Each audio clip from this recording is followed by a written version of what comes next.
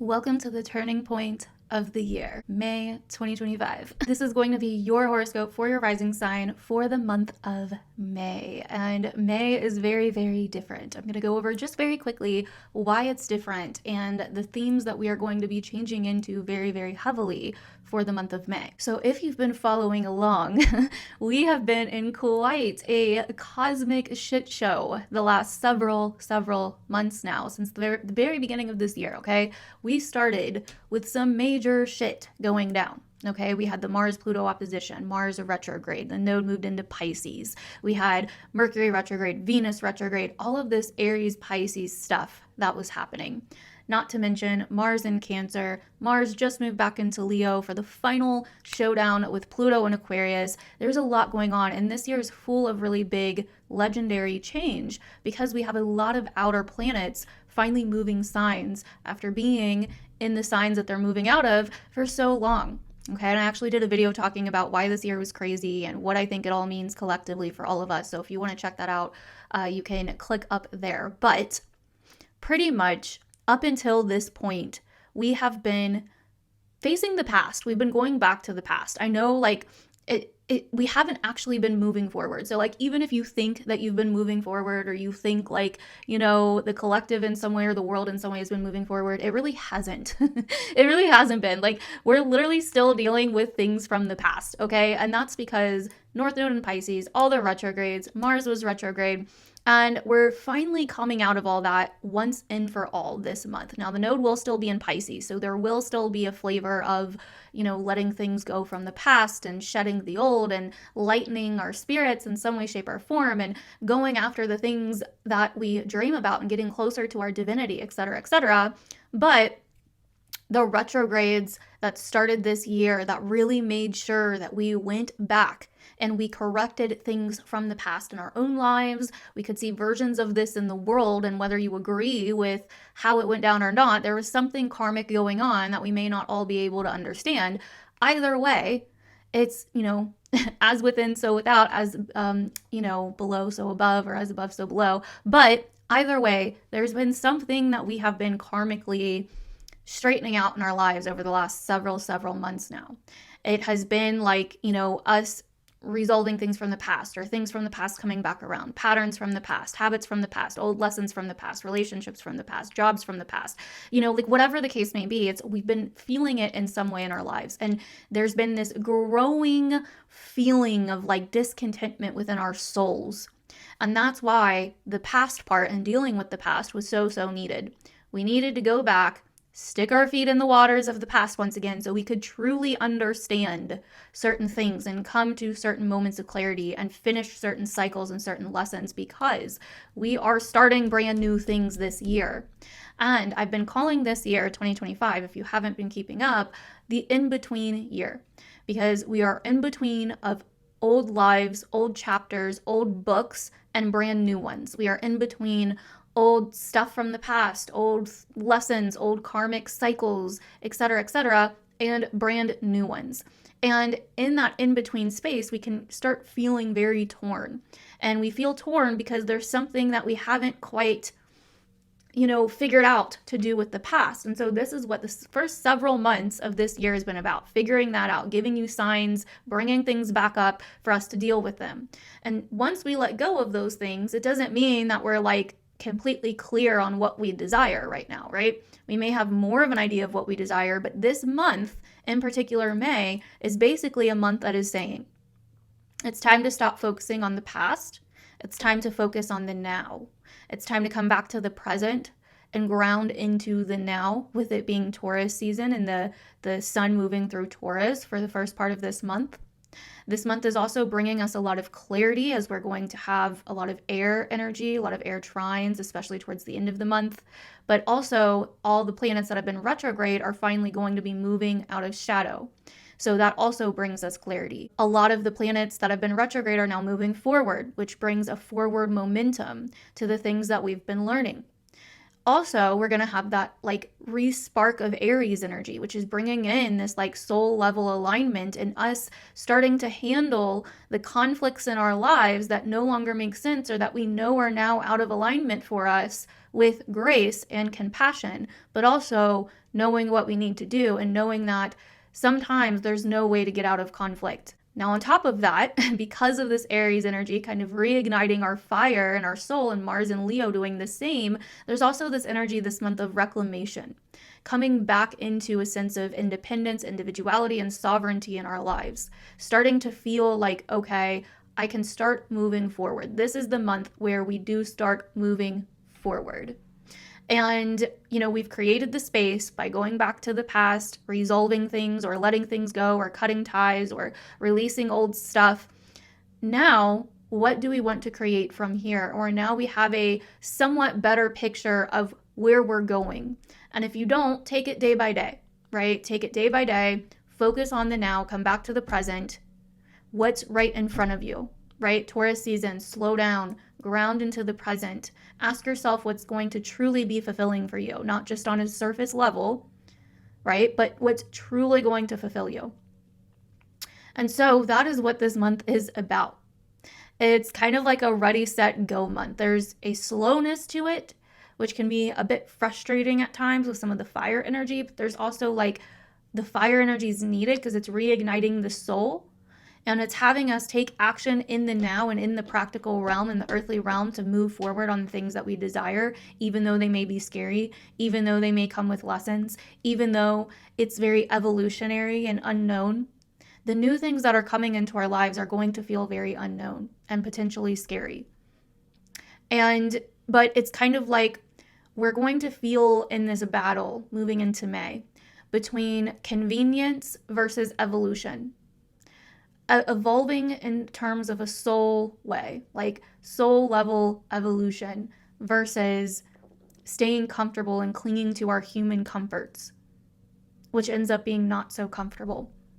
And the really big next thing that we have this month is Saturn, Big Daddy Saturn, as I like to call him, is finally moving out of Pisces, where it has been since 2023, and moving into Aries, where it is in fall. It is in fall in Aries because Aries is a very quick, fast-acting, self-oriented sign. Saturn likes to take its time. It's about discipline, harsh lessons, and maturity, whereas Aries is kind of this youthful energy. It's kind of like the child that wants to run in front of a swing constantly, and you keep trying to save it from being hit, but it doesn't have enough life experience to know that when you run in front of someone swinging, you're going to get hit, That's this kind of Saturn Aries energy. There's a prematurity or an immaturity versus maturity, inexperience versus wisdom. That starts really coming in. But not only that, when Saturn moves into Aries, it's basically going to start its series of conjunctions with Neptune. It won't be exact right away, but they will be close enough within a degree. And so that brings this, huge transit that we have starting this year of Saturn-Neptune. The dissolving of something that once was, something that we once wanted, and creating something new within that. Saturn-Neptune is like a deflation of anything that is impure, anything that is egoic and not truly aligned with the wisdom of our soul. And it can, we've been feeling probably the lead up to it. I know probably many have in the collective, of this divine discontent, this unsettling feeling in the soul, like something's not right, or something's not aligned, or something is, I'm not sure like what is going on, but in a spiritual way, I feel discontent. That's Saturn, Neptune getting closer and closer. And the big lesson of this is that spiritual discontentment and that disillusionment of what we once thought reality was is leading to an awakening for us to commit to the true path of our souls, the true spark that feels aligned within our lives, the path of alignment of the spirit. Aries is a fire sign. This is about spirit coming into that alignment with our spirit and taking action, facing the difficult spiritual lessons. And this is a conjunction, so it's a beginning and an ending all in one. Dissolving the old and being able to see that the harsh lessons had some kind of higher meaning or had some kind of higher purpose.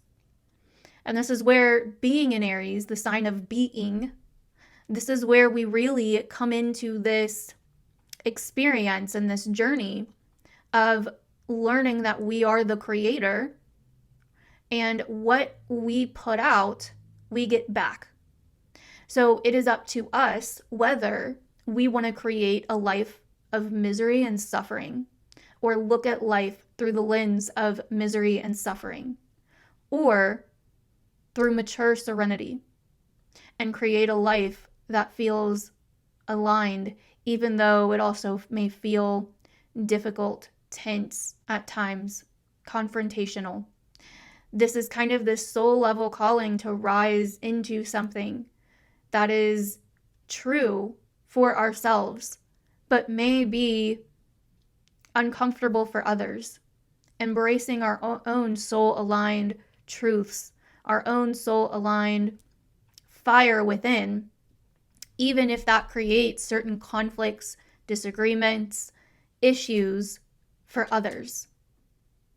And I think this is why we've had so much of this Pisces clearing out with Venus and Saturn, because it's been really showing us where we've taken on others' feelings as our responsibility, where we've taken on the pain and the suffering of the world or others, or what others may feel or think about the things that we do, even though the things that we do for us feel like we needed to do them for some reason.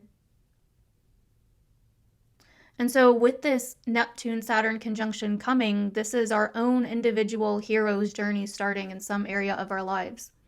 That's going to come with ups and downs and issues and harsh lessons, but also spiritual wisdom, experience, spiritual discipline, higher lessons, soul callings. It will feel almost restrictive, and we will feel almost trapped if we are not following those soul callings, if we are not following the desires of our soul. It's this spark. It's this internal understanding of who you are creates your reality. Who you are is Aries, right? Taurus, the next sign, the physical. Who you are creates your physical reality. And so with this Aries energy and Neptune and Saturn coming into their conjunction here, this is coming into a very strict alignment and awakening of one's own will, one's own power, one's own fire, one's own desires, one's own impulsions. Is that a word? Impulses. One's own way of being, one's own alignment with their spirit in their lives. And that is so much what this time is going to be about. Are we willing to go our own way? Are we willing to follow our spark? Are we willing to pioneer the path that feels like the truth for us? Are we able to act on our dreams, on our goals, on the things that, the visions that we have, and are we able to commit to them for the long term? Or do we give up when it gets hard? Is impatience ruling our lives? Procrastination? Are we escaping the sacred oaths in our lives to the things that we truly actually desire?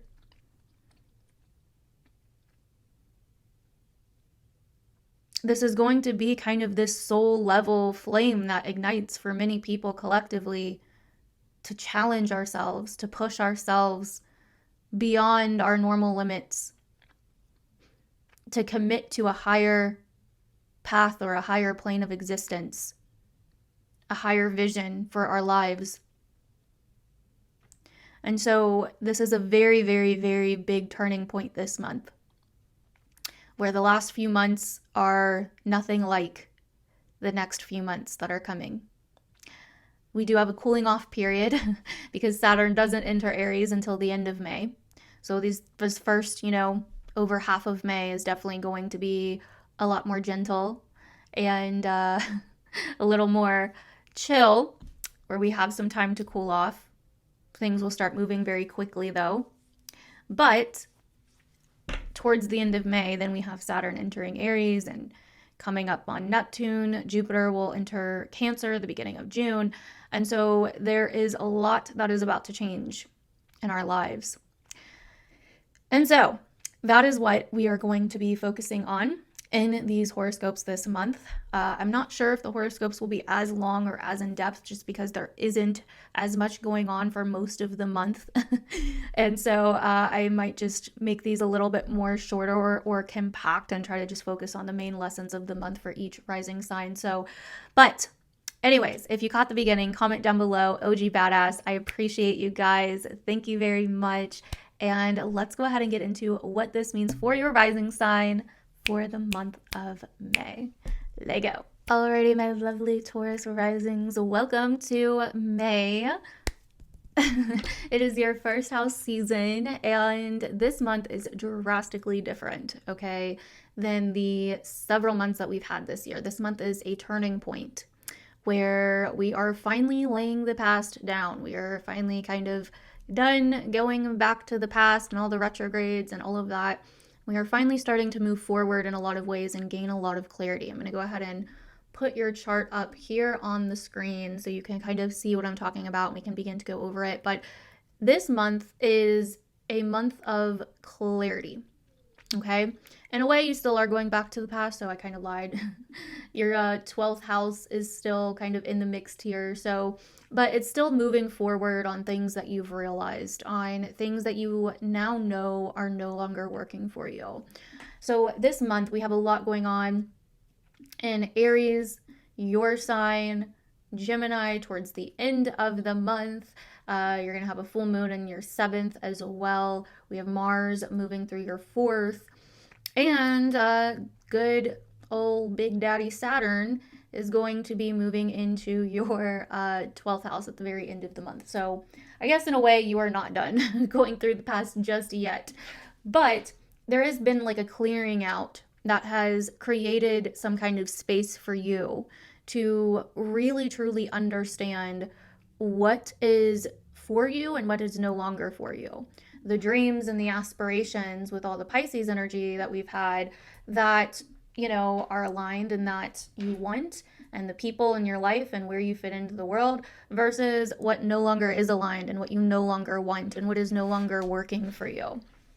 And so that is really kind of the name of the game here. So the month of May for you really looks like getting ready to go on some kind of sacred journey within. You've likely been feeling some kind of conflict, internal conflict, behind the scenes conflict, subconscious conflict, some kind of stirring within your soul, some kind of tension within your soul. And you've had a lot of lessons here this year that have given you glimpses of what these things could be. You've had a lot of lessons in terms of what is going on behind the scenes, what is going on subconsciously, what is going on with certain wounds, insecurities, old patterns, habits, cycles, karma, baggage, addictions, to do with independence, conflict, taking action, following your soul, following your spirit, following your desires, your impulses, etc., with Aries in your 12th. And so this month you are being prepared to start some kind of inward journey, or even solo journey, some kind of journey of the soul where you are going inward, or you are doing something where you want to be on your own, or where you're like withdrawing or taking time for yourself or taking space for yourself, however you want to put it. And that's even more kind of backed up by Mars, the ruler of your 12th house, being in your 4th house, home, family, private life, personal life. It really seems here that with Pluto moving through your 10th, which started, it came in for good at like the end of November last year, that you have really had to kind of rethink your perspective on your life and reality. Rethink your goals in the world, your ambitions, what you want your life to look like, the future that you are building towards, what you want your future to look like, what you're doing here on this earth, the evolution of your soul, how you fit into the world or to the collective or, society or the bigger whole. Have you allowed outside influences to influence what you thought you wanted out of life? Are you in the right career? Are you on the right track? These could be really deep questions that have been coming up for you a lot. And, Mars here now in your 4th house, back in your 4th house, is like, okay, I need to start, addressing my personal life with confidence, with leadership, from a place of passion or from a place of like knowing what I want in my heart, from a place of authenticity, in order to be able to understand the bigger picture of my life and what I'm here to do. But to do that, I've got to get clear on what is holding me back, what blocks I have, or what subconscious patterns, cycles, etc. that I have, what internal conflicts, what internal issues, what edgy stuff that's going on in the closet or behind the scenes that is dragging me down, that is working against what I desire and what I want. The 12th house is the house of self-undoing. And when Saturn enters, it's going to be very much about, because Saturn is the lord of the 12th. Saturn likes to be in the 12th. It's going to be, in a way, I feel like this year, and this may not relate until like later this year or even next year. So just keep that in mind. Some of the stuff I'm saying may land at a different time, but just try to keep it in the back of your mind, like plant a little seed in your mind. I feel that many of you, especially once Saturn moves into your 12th, are going to have this weird urge or desire to withdraw, to almost allow yourself to shed who you once were, to almost allow yourself to give up something that you once desired. And it's kind of going to be weird. It's kind of going to be like, I almost want to come undone, because then I get to the root of who I really am. Or I almost want to seclude myself, or I kind of want to like isolate myself, or I kind of want to like move away and live on my own or something to find who I really am, to discover what I'm really made of, or to discover what's really going on underneath all of this. It's going to be different for different ones of you. And I mean, it won't be like that for this whole transit, but I do see many of you guys feeling that way. Like, I kind of just want to like some of you guys may even be feeling like eventually, like, I just kind of want to like burn it all down. I just kind of want to like burn some of these bridges or let a lot of stuff go and figure out, so that you can figure out what you actually desire. With Venus, your ruling planet, moving back into your 12th and moving through your 12th for, most of the month, there's been kind of this like part of you that's been really desiring to have some alone time. There's probably this like subconscious frustration that you may be feeling. You've probably been feeling a little bit like, I don't know about work, or I don't know about my coworkers or my job, or like whatever. Maybe there's been a lot of things that you're like, you know what, I have been holding things in way too much, and it's now like affecting my health and like the balance and harmony in my health life or my work life, and I'm going to explode if I keep holding these things in. So it's like going on some kind of subconscious journey within to uncover the patterns, to uncover what is really going on here. We have a lot moving through your first house this month as well, where you are, again, grounding back into who you are and yourself and figuring out what you want to create. But to know what you want to create, you have to first know what is controlling you, or what do you need to let go of that is controlling you, or you find that what you want to create is an experience of some kind of self-discovery journey, or an experience of withdrawing, seclusion. It's kind of like hermit mode.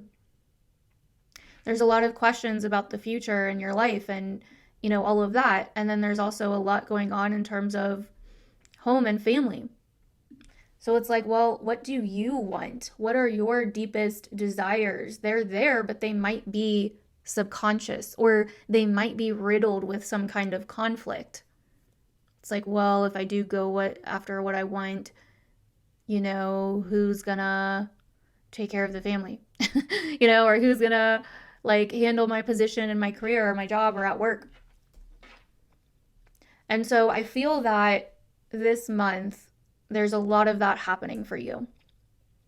There's a lot of you kind of potentially needing to take action on removing yourself from situations, or removing different things from your life, or cutting off certain, you know, aspects of your life so that you can kind of go within and discover what is going on behind the scenes with you.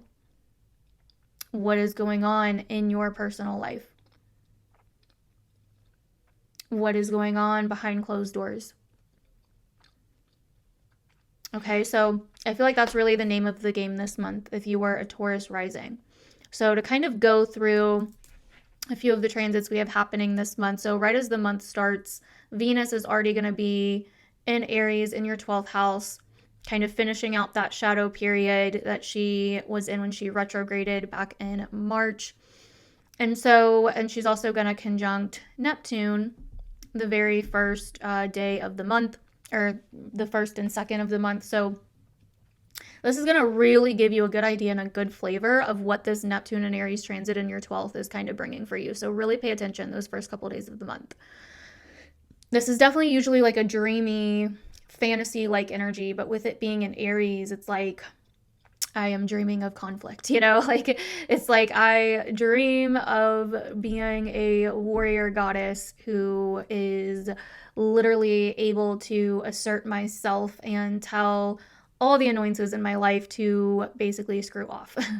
There's some kind of like new vision for what you want that starts developing here, some kind of desire with a new flavor that starts developing here. And then on the 6th, we're going to have Mercury, which will be in Aries at this time still, conjunct Chiron in your 12th house. That's going to give you some ideas of some of the wounds, blockages, insecurities, subconscious stuff that needs to be worked through in some way or shape or form. Then on the 10th, Mercury is going to move into your sign, which is definitely going to help you in terms of thinking more about yourself, your body, your personality, and probably give you a lot more clarity as it's moving through your first. On the 12th, we're going to have a Scorpio full moon in your 7th. This is going to be majorly about relationships, shedding some old, deep emotional stuff in relationships. As always, I'll be doing a video on it then, so watch out for more on that. Then on the 12th, we have Mercury in your sign squaring Pluto in Aquarius. And I mean, we'll probably be feeling that anyway from about the 6th to the 12th. So for about a week, this is going to be a little tense. And the theme is going to be something that is calling you to evolve. But it is maybe scary, unknown, eerie, ominous, like kind of really deep and life-changing, or just unknown in some way in terms of your life, your career, your long-term goals, your future, versus staying comfortable, staying where it's convenient, doing what you want to do, you know, doing your own thing. like I kept using this example in my last couple videos, but like lounging on the couch, watching Netflix, eating your favorite DoorDash in your favorite robe, being all comfy. But Pluto's like tapping on your window like, hey, there's a world out here. You have certain goals, dreams, desires, etc. And, yeah, it's kind of hard and there's kind of a lot going on and it's kind of heavy and it's kind of unknown and scary at times, but like, what do you want to do? So this could be something really weighing on your mind, or even something to do with communication that's really involving these themes of like comfort versus evolution. And maybe this issue of finding a certain answer or solution to something to do with those themes. So, or having to say something or communicate something that's kind of hard, but also it's the truth, you know? So then on the 17th, the sun is going to conjunct Uranus in your first house. That's going to be fun. You'll probably be feeling that a few days beforehand. This is definitely going to be a time where you are like, you know what? I just want to break free. I just want to liberate myself. I want to liberate myself from whatever stagnant BS is going on in my life. This, you could find yourself doing something very eccentric or different, or taking a risk, or doing something out of the box, or feeling just very frisky and very unlike yourself. Like, I just want to, free myself. I just want to do something freeing. Some of you could find that you're like, you know what? I'm going to change up my appearance. I'm going to change up my style. Something along those lines. Something very kind of sudden, surprising, outside of the box, outside of your comfort zone. So then also on the 17th, we will also have Mercury in your first squaring Mars in your fourth house. Again, comfort and convenience, what's easy for you, what's simple, practical, and easy for you, the path of least resistance for you, versus something challenging, something that feels stressful or tense or confrontational, drama, to do with family, home life, personal life. Could have something to do with a conversation. And then on the 20th, the sun will move out of your sign and into your second house of Gemini, where there will be more of a focus that starts kind of happening on your finances, your priorities, what you have, your skills, all of that. So then on the 22nd, Venus in Aries in your 12th will trine Mars. And, we could be feeling this about a week before that as well, but this is very harmonious. This means that whatever is going on, whatever you're dealing with kind of behind the scenes or in private, or that you're trying to deal with like by yourself, it's somehow also helping in terms of your family, home life, private life situations that you're dealing with. Like, it feels good, or there's something there. It's like you're on the same page in some way. Something's on the same page here in terms of your desires for, maybe alone time or whatever. It's like maybe your family's like, you know what, have the night off or have the weekend to yourself. Like, something like that. Doesn't have to be exactly that, but that's just like an example or metaphor. So then on the 24th is when we finally have Saturn moving into Aries. And again, it will pretty much be right there with Neptune. It won't be exactly conjunct, but it'll be pretty conjunct, a degree apart. And this is where the big show starts that I talked about in the beginning. This is like, okay, what have we learned? It's like so many things are coming full circle with this transit. And if you've been feeling this subconscious, spiritual, underlying discontent in your life, that's going, and if you've, not really done much about it, that's going to become very loud and clear. And it's going to be a process of severing ties that are no longer working in your life, getting rid of old baggage, kind of awakening you to what is truly important to you, awakening you to certain karmic lessons, awakening you to this path of seclusion or privacy or alone time that maybe you've been craving. This is some kind of inward journey starting here. And I went over the Saturn-Neptune conjunction a lot more in depth in my 2025 year ahead video. So if you want to hear a more in-depth version of that, definitely go back and check that out. But either way, there's some kind of massive journey starting here that is really kind of making shit real. It's kind of like a reality check energy of like checking in with your soul, checking in with where your external life is not aligning with your internal life in some way, shape, or form, and how to start making the changes and taking the actions to get that into alignment. Alrighty, moving on from that. So then on the 26th, the next thing I want to talk about, the next big thing this month is the Gemini new moon. New beginnings starting in your house of finances, priorities, skills, what you have and what you own. So some kind of new beginning there. And a couple days later on the 29th, we'll have the Mercury cazimi. So the Mercury and the Sun will be getting together, bringing in a lot of clarity and insight to do with those topics of your second house, finances, resources, etc. So that is the quick overview. I kind of said in the beginning, I wanted to make these a little bit quicker this month because there's not as much going on, but the end of the month is big as we're kind of going into this next really big cycle of this year with Saturn moving into Aries and conjuncting Neptune. And so I really wanted to focus on that more than anything. But let me know down below, Taurus risings, if this related. Comment down below, sexy Taurus rising, because you are. If you stayed until this point, I appreciate you guys. Thank you so much. Keep a lookout for the Scorpio full moon video and the Gemini new moon video at the end of the month because those will give you a lot more context into what those specific events are bringing up for you in your life around that time. I love you guys, and I will see you guys in the next one. Bye. Alrighty, Gemini risings, welcome to May 2025, boo. This month is a turning point. It is very, very different than the last several months that we've had this year and even at the end of last year. This is a month where we are kind of coming out of it's like we're kind of coming out of that phase and coming into like a brand new one. Okay, this is like a whole new chapter this year that we're like turning the page to.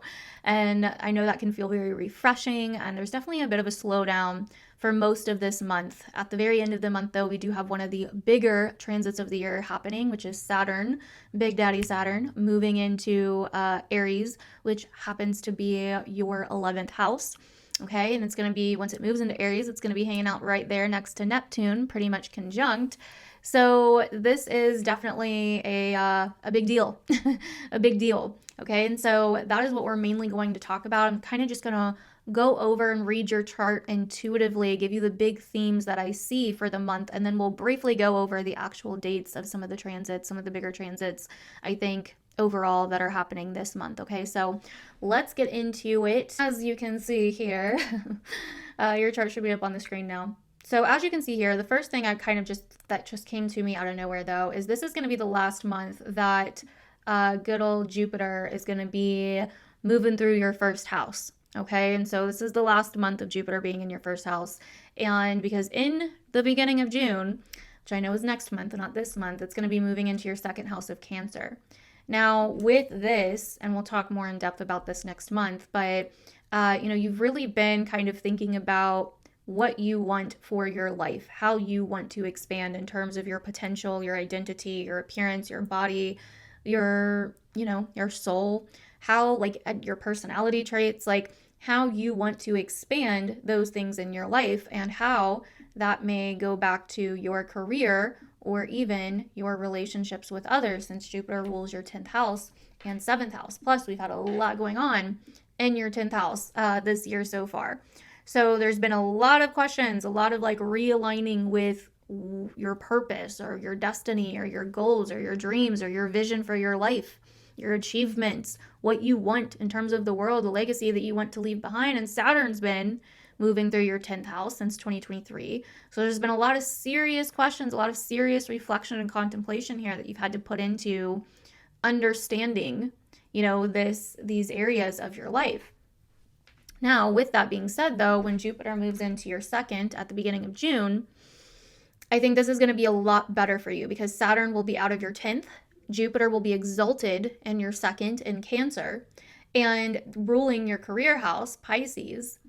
So that will be a lot, and that'll be a trine from Cancer to Pisces. So that will be a lot smoother of a transit for you. And so if you haven't experienced like some really big gains in terms of your career or in terms of your life goals, your destiny, etc., if there's been a lot of confusion still about that, and you've been going through like a lot of stuff with yourself and your identity and all of that, I think this will really smooth things out for you. So this will be the last month you're dealing with Jupiter in your sign, which, Jupiter in your sign isn't necessarily bad. It is the most benefic planet, but it is technically in detriment in your sign, so it doesn't really like to be here. So you may not get the full Jupiter experience with it there, but once it moves into Cancer, it's exalted in Cancer. Okay, so you are going to benefit, I think, greatly off of that in terms of finances, money, your needs, and how that relates with your career. I think your career will be contributing a lot to your needs in some way, shape, or form once Jupiter moves into Cancer. So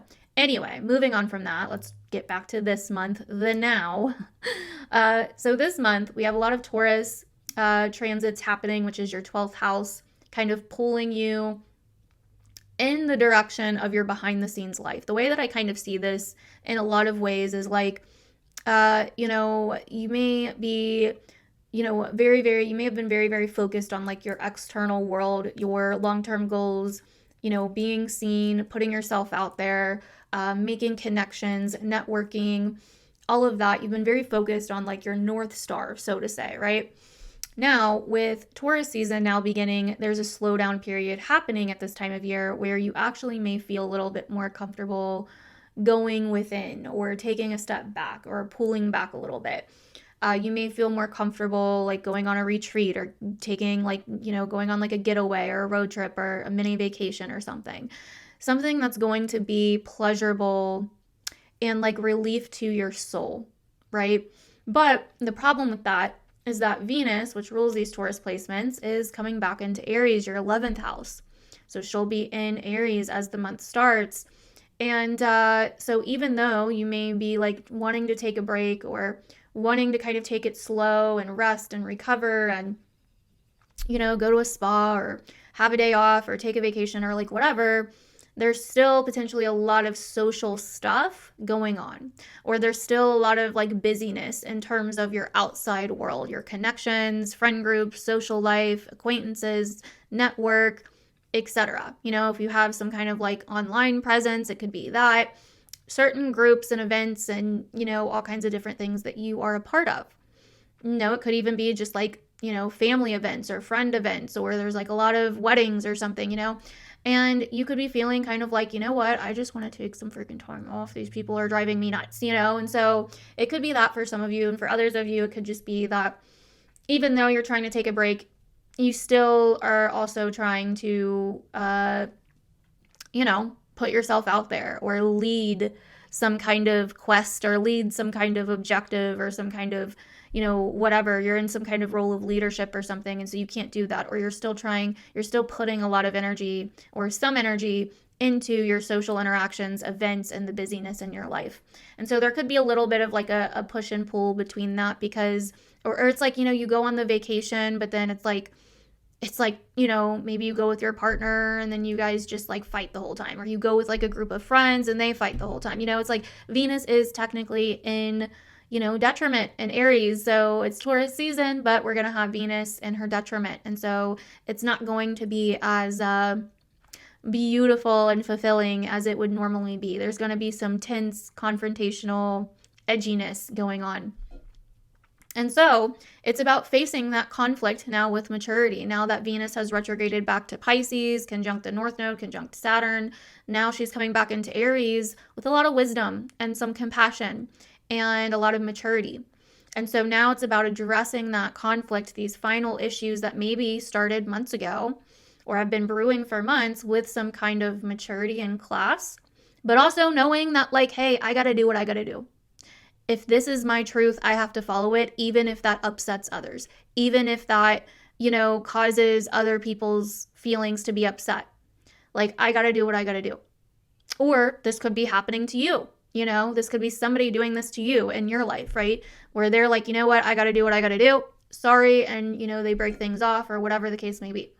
But either way, there's some tensions that need to start becoming resolved in terms of the social aspects of your life and the busy kind of social part of your life, because Venus is coming back around here. And when she first comes back around, which is going to be right in the beginning of May on the 2nd, Venus is going to conjunct to Neptune, which can be usually very dreamy and bring up a lot of fantasy those first couple days of the month. But again, this is an Aries, so I think that you're realizing that you have a bigger vision for your life and for maybe your social life or a network thing or a project that you're working on that's going to impact other people, or whatever the case may be. It's like you have this vision for your aspirations. You're feeling hopeful. You're feeling like, I have this vision, but it's maybe edgy, or it's a little confrontational, or it's a little unconventional, or I may be the first to do it, in some way or whatever, right? But either way,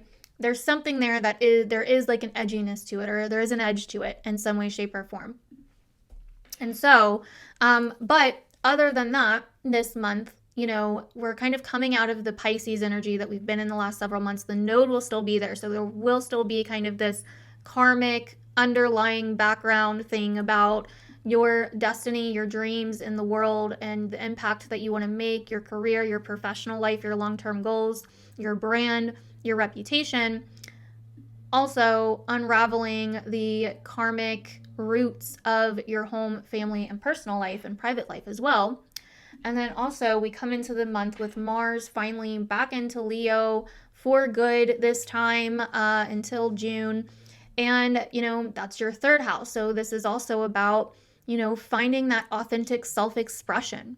May is going to be a lot about you coming back into that authentic self-expression of your opinions and of owning your sense of self, owning who you are, owning the things that you want to do, especially in terms of your community and your environment and your social life locally. There's a lot of socialness happening here with Venus moving through your 11th, Mars moving through your 3rd, both social houses. And so you could feel very busy socially this month. Maybe there's a lot of birthdays or weddings or events or a lot going on in your neighborhood or town.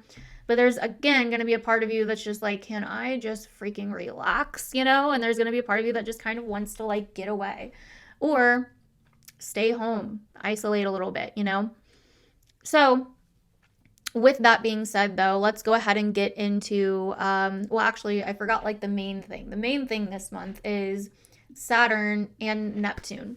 Saturn's going to be moving out of your 10th house and into Aries, your 11th house, and then pretty much immediately teaming up with Neptune. That happens at the very end of the month, right around the 24th for most people. So when Saturn moves out of your 10th house, it's going to take a massive weight off of your career, your long-term goals, your destiny, your dreams, like, your North Star basically in life, like where you're headed in life, your future. There's probably been a lot of weight on that, or like a lot of intense, reflection and, lessons that you've been learning in that. And maybe you've had to step it up in a lot of ways, or mature, or really like commit to something, or, maybe you've had to really take it more seriously, or maybe there's been kind of even like a feeling of like, not really feeling fulfilled in that area of your life and not really sure what to do about it. And so there's been like a large push for you to figure that out, though, with Saturn moving across the North Node, Venus retrograding, Mercury retrograding over it. So hopefully you've gotten some clarity with like where you're going now or what needs to happen now with that. But then Saturn is going to then move into your 11th house in conjunct Neptune, where it's going to be this massive journey that starts that is lighting a spark in your soul to step up and become a leader in some kind of social atmosphere. And and that could be many things. This is a general reading. But it could be many things. I feel like there's a lot of people that crave some kind of group, or crave some kind of group that relates to them, that has some kind of common purpose or shared goal. But a lot of people are like, well, that group doesn't exist, or there's not one near me. Great, create it. And that's kind of the way that I see this going for a lot of Gemini risings.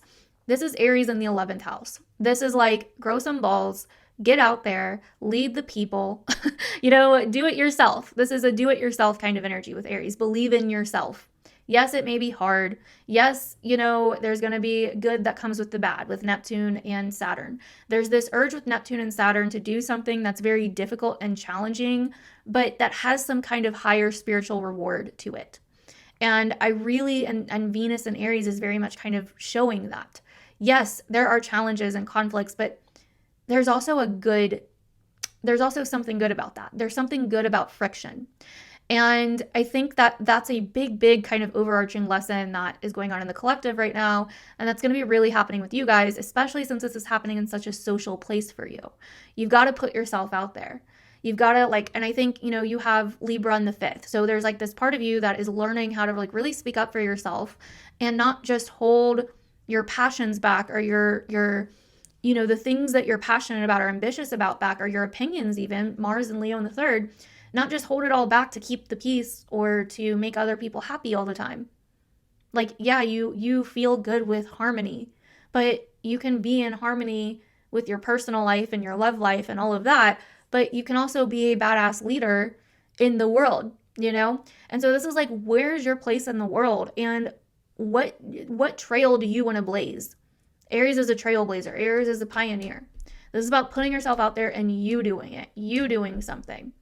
Not waiting on somebody else to do it, not waiting around and going back and forth about it. This is about you doing it. And so if you've been feeling this discontent in your soul about your path or your tribe or the people in your life or where you're going or the difference that you want to make, it's going to get very loud when Saturn moves into Aries and conjuncts Neptune.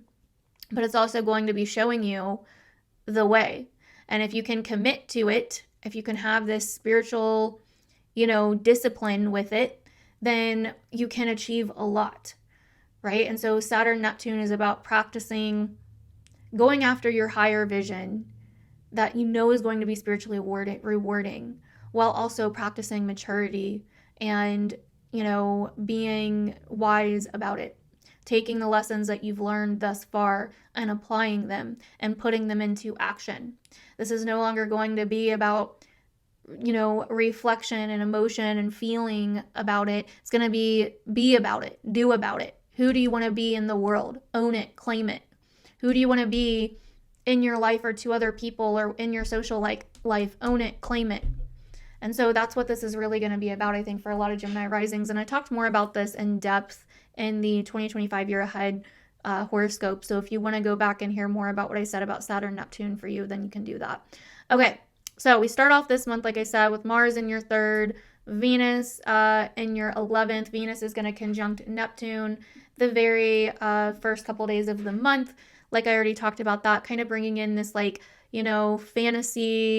vibey energy. But Neptune is a visionary. Aries is kind of a visionary, honestly. But it's acting on the vision. It's let's do it now.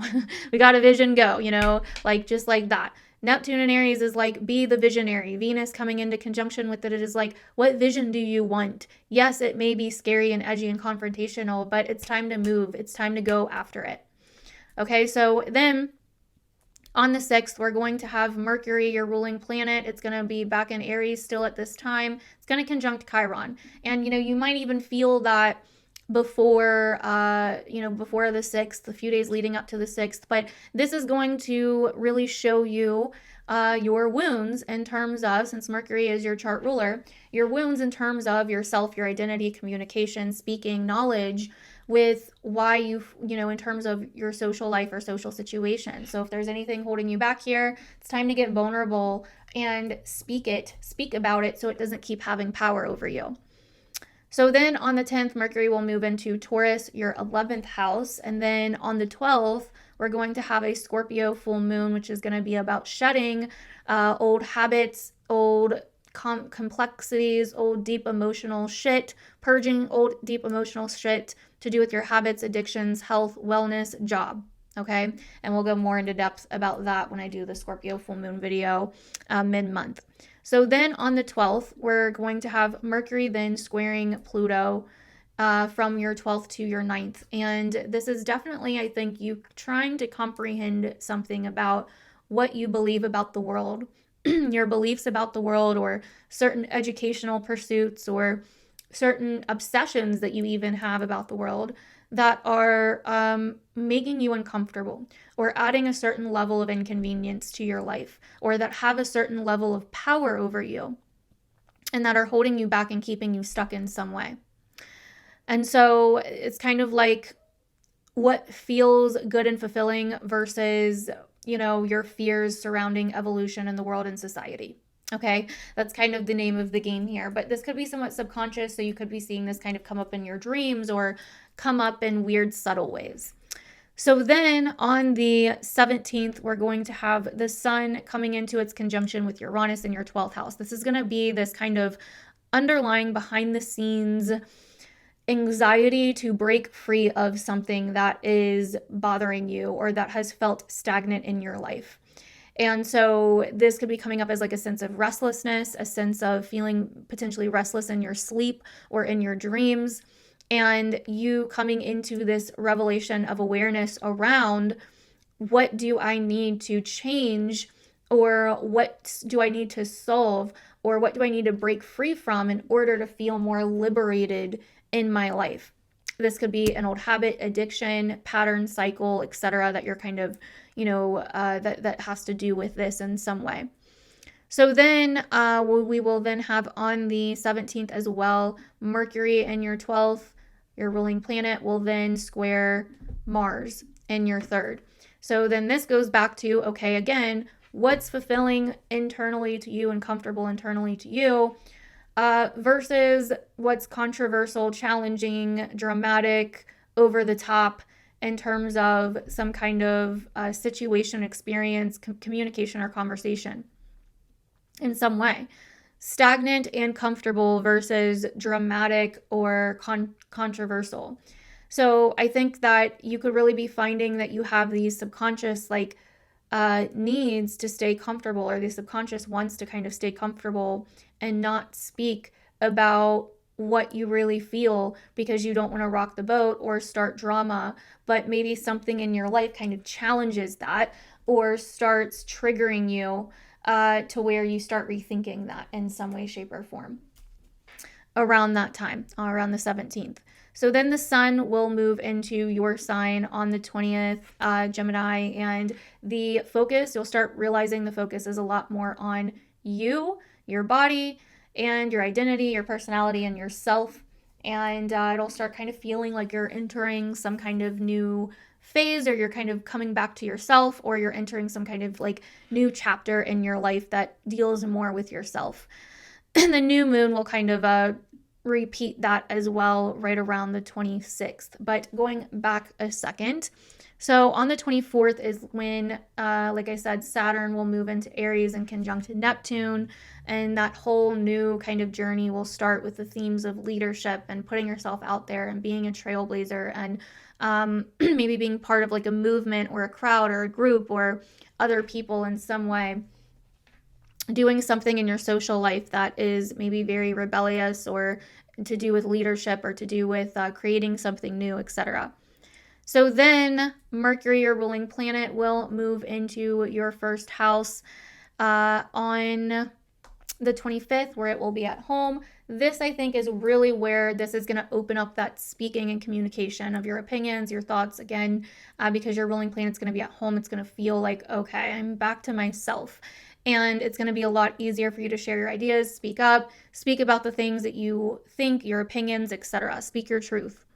So then on the 29th, we have the Mercury Cazimi, where Mercury and the sun will join each other in your sign in your 1st house, bringing up, I think that's really going to be the kind of the moment where you become aware of your own truth, what you really think. A lot of clarity comes in and you start speaking it or doing something about it. Okay, so that is what I see for you this month, Gemini risings. Let me know down below how that resonated for you guys. I'd love to hear your feedback. Please comment down below, sexy Gemini rising, if you watched your whole horoscope. I appreciate you guys, and I will see you guys in the next one. Bye. Cancer rising darlings, welcome to May. Oh my gosh, I am so excited for May because it is just so different than the months that we have had so far. Okay, it's very, very different. So, welcome to May.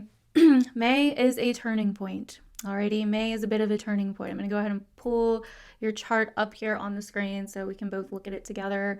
So, May is a turning point. And the reason that I say that is because we are now out of all of the retrograde energy that we've had going on in your 9th and 10th house for the last few months, okay? You've been doing a lot of reflecting, recalibrating, realigning, letting go, healing, all kinds of stuff with your career, your long-term goals, your future, and how you take action in your life, how you step it up, how you go after what you want, okay? But also, like, what do you believe? What do you believe? And how do you see the world? And how is that potentially, like, holding you back in some kind of way?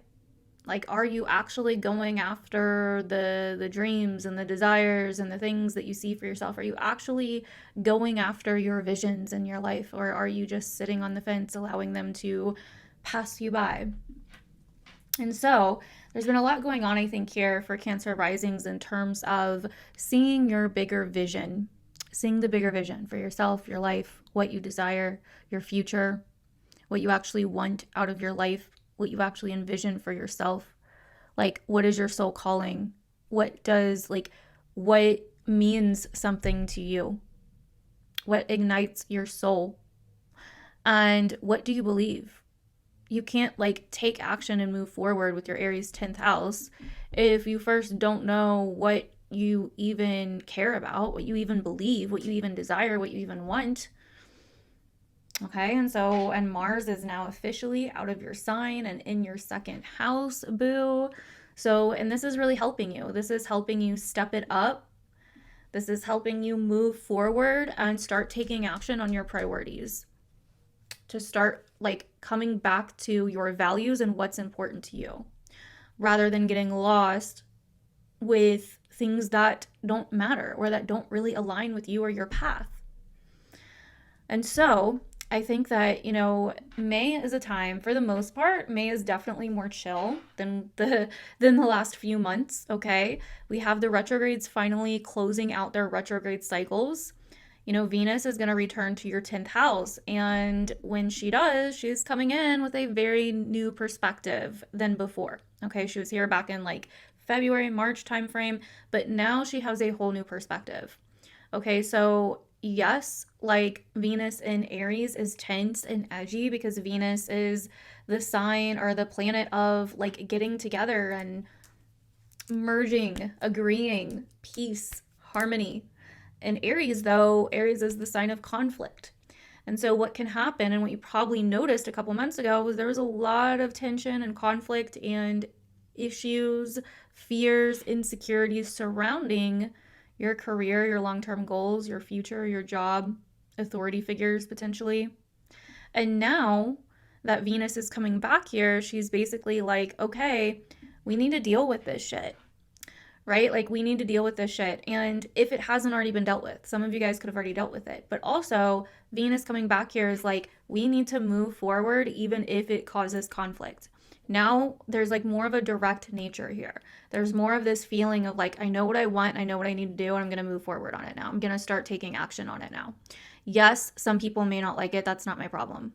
Their feelings are their problem. Like, it's that kind of energy, It's like, this is what I want, I'm going after it, and that may ruffle some feathers, but like, boo-hoo, I don't know what else to tell you. Like, I feel bad, but this is what I gotta do. It's like that kind of energy. So there's something here where it's like you're finally getting, like, reigniting some kind of flame within your career and within your vision for your career and your long-term goals and your achievements, because right as Venus moves into Aries, she's going to conjunct Neptune in Aries now in your 10th house, which is going to give you a beautiful, sweet kind of big flash of what you actually, like, what this Neptune and Aries transit is actually bringing in for you, which is really like, what is your dream?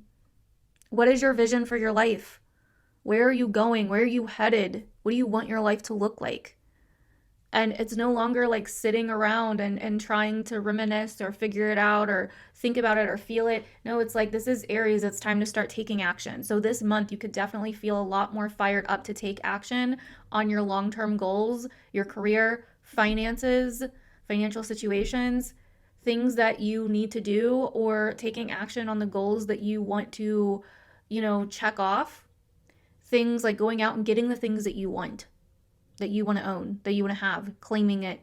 Like, that's kind of that's this energy, especially for like this first part of May. Okay, there's a lot of like social energy here as well. You could definitely find that you are more focused on There's some social stuff coming up this month as well in terms of like friends, acquaintances, your network, groups of people, groups that you belong to, events going on, birthdays, concerts, like whatever, right? You could definitely find that your social life is coming into your awareness and coming to the forefront as well. But other than that, there's definitely this huge, huge focus building, because what's happening here is right at the very end of May, Saturn is then moving into Aries and going to conjunct Neptune. Okay, and this is really big because this is like one of the biggest transits of the year that starts this year, Saturn and Neptune and Aries, and then they move back into Pisces in like fall.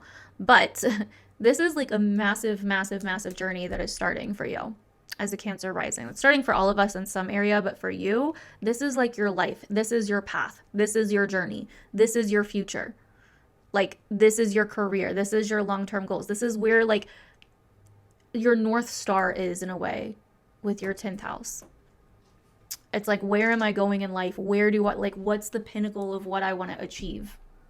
So with Saturn and Neptune getting together here in the sign of Aries, this is like, are you going to commit to your dreams or not? Or are you going to waste away in the endless suffering and the endless excuses and the endless like feeling like you're drowning from all of the different reasons why you can't? Because that's very Saturn and Neptune. This can be like, this can be feeling like, you're in a life where you're suffering or lacking or whatever, or this can feel like you're in a life where you're like committing hardcore to making your dreams come true and believing in yourself and like being the leader of your life, because that's really what this is all about as a Cancer rising with Aries in the 10th, being the leader of your life, you going first instead of waiting on everything to be aligned or everything to be a certain way or yada, yada, yada. It's like, no, this is you going first.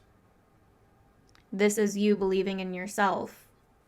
This is you saying, I'm the one. If anyone's going to do it, it's going to be me. This is you claiming what you know you want, even though it's going to come with consequences and it's going to be hard and it's going to you're going to have to maybe set some boundaries or make some big changes, or it's going to shake things up a little bit. But Mars and Leo in your second, do you want it? Does your heart really desire it? If so, let's go, baby. Well, what if it doesn't work out long term? Well, then I guess it doesn't work out long term. Then I guess maybe from there, though, you see the next path or your next step. You can only see so much from your vantage point, So it's like, this is a lot of future stuff. What do you really want for your future that's going to be becoming very, very, very, very on your mind? It's going to start potentially weighing on you, especially if you're trying to ignore it or escape it. You're going to be really asking yourself, is this what I really want? Am I really fulfilled? Am I really happy? It's going to be and I think the last few months have really built up to this in a lot of ways. It's been really trying to show us where we've had these internal battles with certain areas of our lives where we haven't been going after what we desire because we've had these internal conflicts and we haven't even been clear on what we desire. And so we've had to go back and resolve all this past internal shit. We've had to, deal with all the changes of the last several months to get to this place of really fully getting aligned with what we desire and what we want and being able to commit to the journey. This is going to feel like some kind of challenge, some kind of challenging but necessary journey that we feel like we need to go on. Some kind of vision for your future and what you want to create, some kind of vision for a goal, a career path, a hero's journey, if you will. It's gonna have its highs and lows, but it's there. That's what's happening, So that is the big turning point of the month, is when we have Saturn finally moving into Aries. You could also find as a Cancer rising that a lot more responsibility starts getting put on your shoulders in terms of your career, in terms of your life, in terms of your future, in terms of you know, anything to do with like your long-term goals, your future, your career, your profession, the legacy you want to leave behind. You could start feeling like, you know, maybe something in terms of your job or your career happens to where you get like a promotion, but at the same time, it puts like a lot of responsibility on your shoulders. It puts a lot of like, you know, extra stuff on your shoulders. So it's like weighty, it's kind of heavy, it's like, ugh. But with Neptune there, it's also like, but I feel like I need to make this sacrifice for now because there's something like there's something like spiritually in this for me. There's something like spiritually fulfilling in this for me. So I can do it, right? Like that's Saturn Neptune. It's like making the sacrifice for the hard stuff because there's some kind of spiritual higher, you know, reward at the end of it that we can only gain through going through it. It's almost like going, you know, like people do certain things to like challenge themselves all the time just for like the experience of it, right? Like that's this kind of energy, like going on like a silent, you know, meditation retreat or going and, you know, going on some other retreat where you're like, you know, you have to like, I don't know, do some kind of strict discipline or strict routine or, like selling all your stuff and just traveling and being a nomad and figuring it out, like going backpacking, you know, like whatever the case may be, there's so many different ways. But I think that's going to be a huge, huge trend for a lot of people. We're going to start having this like spiritual urge to do something that isn't necessarily just about the fun of it. Like it's also maybe difficult and comes with some harsh lessons, but it's like it's challenging but rewarding in a spiritual way.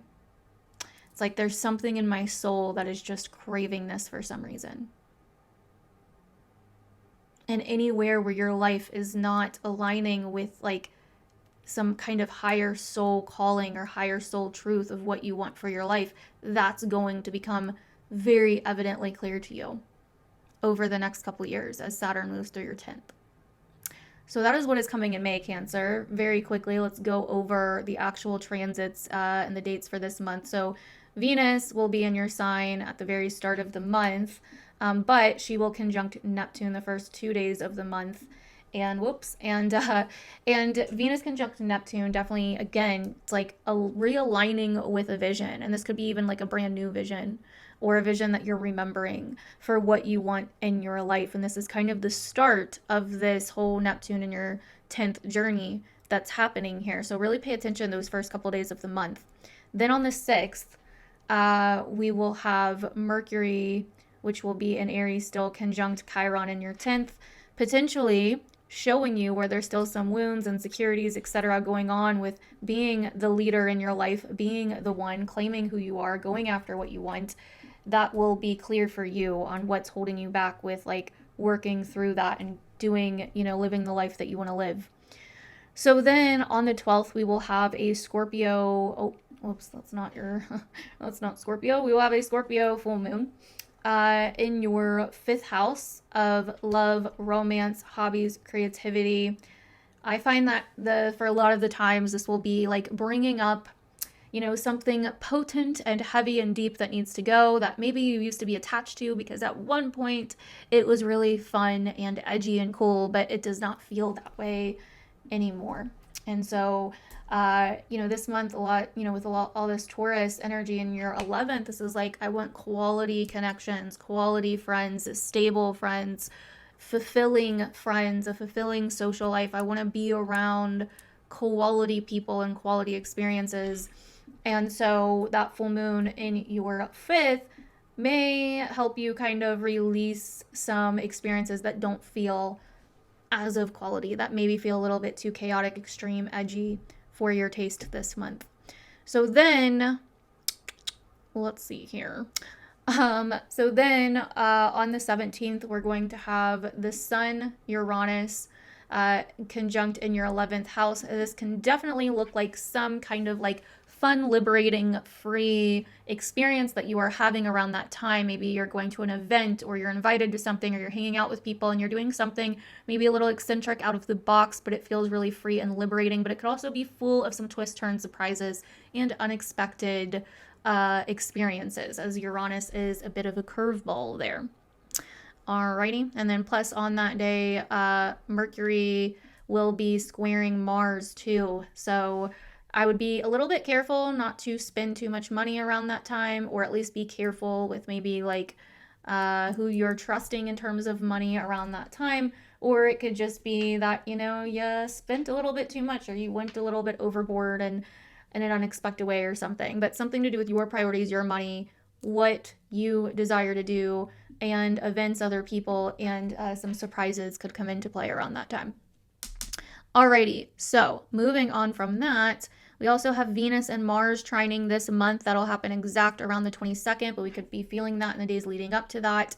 Again, you are looking for that desire in terms of, and acting on those desires in terms of your finances, what you want to have, what you want to own, and claiming that, versus also your future, your career, and where you're going and your goals. You know, this is like a very great transit for going after that shit that you want. You know, like all right, green light is on and popping. I am off. I am going. I'm gonna get it, right? Whatever it is that I want, I'm gonna get it and make it mine. Like, that's that kind of energy between your 2nd and 10th house with all the fire as well.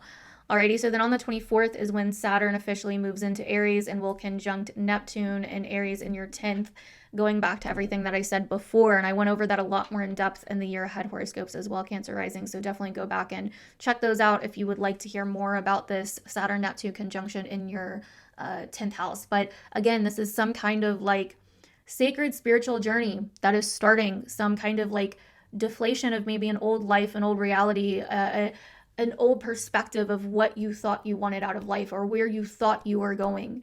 And it's like a more genuine, straight up truth is revealed to you, and you actually realize that maybe the life that you had thought you wanted, or the life that you thought you were going for, isn't the life that you wanted. This could be a big awakening for some people. For other people, again, this is some kind of hero's journey, sacred journey, call to leadership, call to really taking action on the desires that you have, and putting in the hard work and commitment, and not being super impatient or childish about it anymore. With the Aries energy in your 10th house, this is about committing to a long-term vision and being up for the challenge even when it's hard.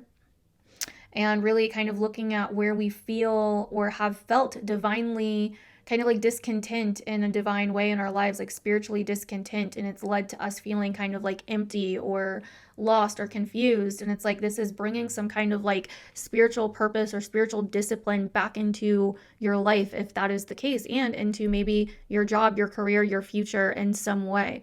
There could be a lot of like synchronistic karmic stuff that starts happening with your job, your career, etc. And so yeah, this is like, all right, it is time to walk the talk. It is time to actually be what you want to be and stop waiting around. And yeah, I mean, that's basically it. That's what's happening.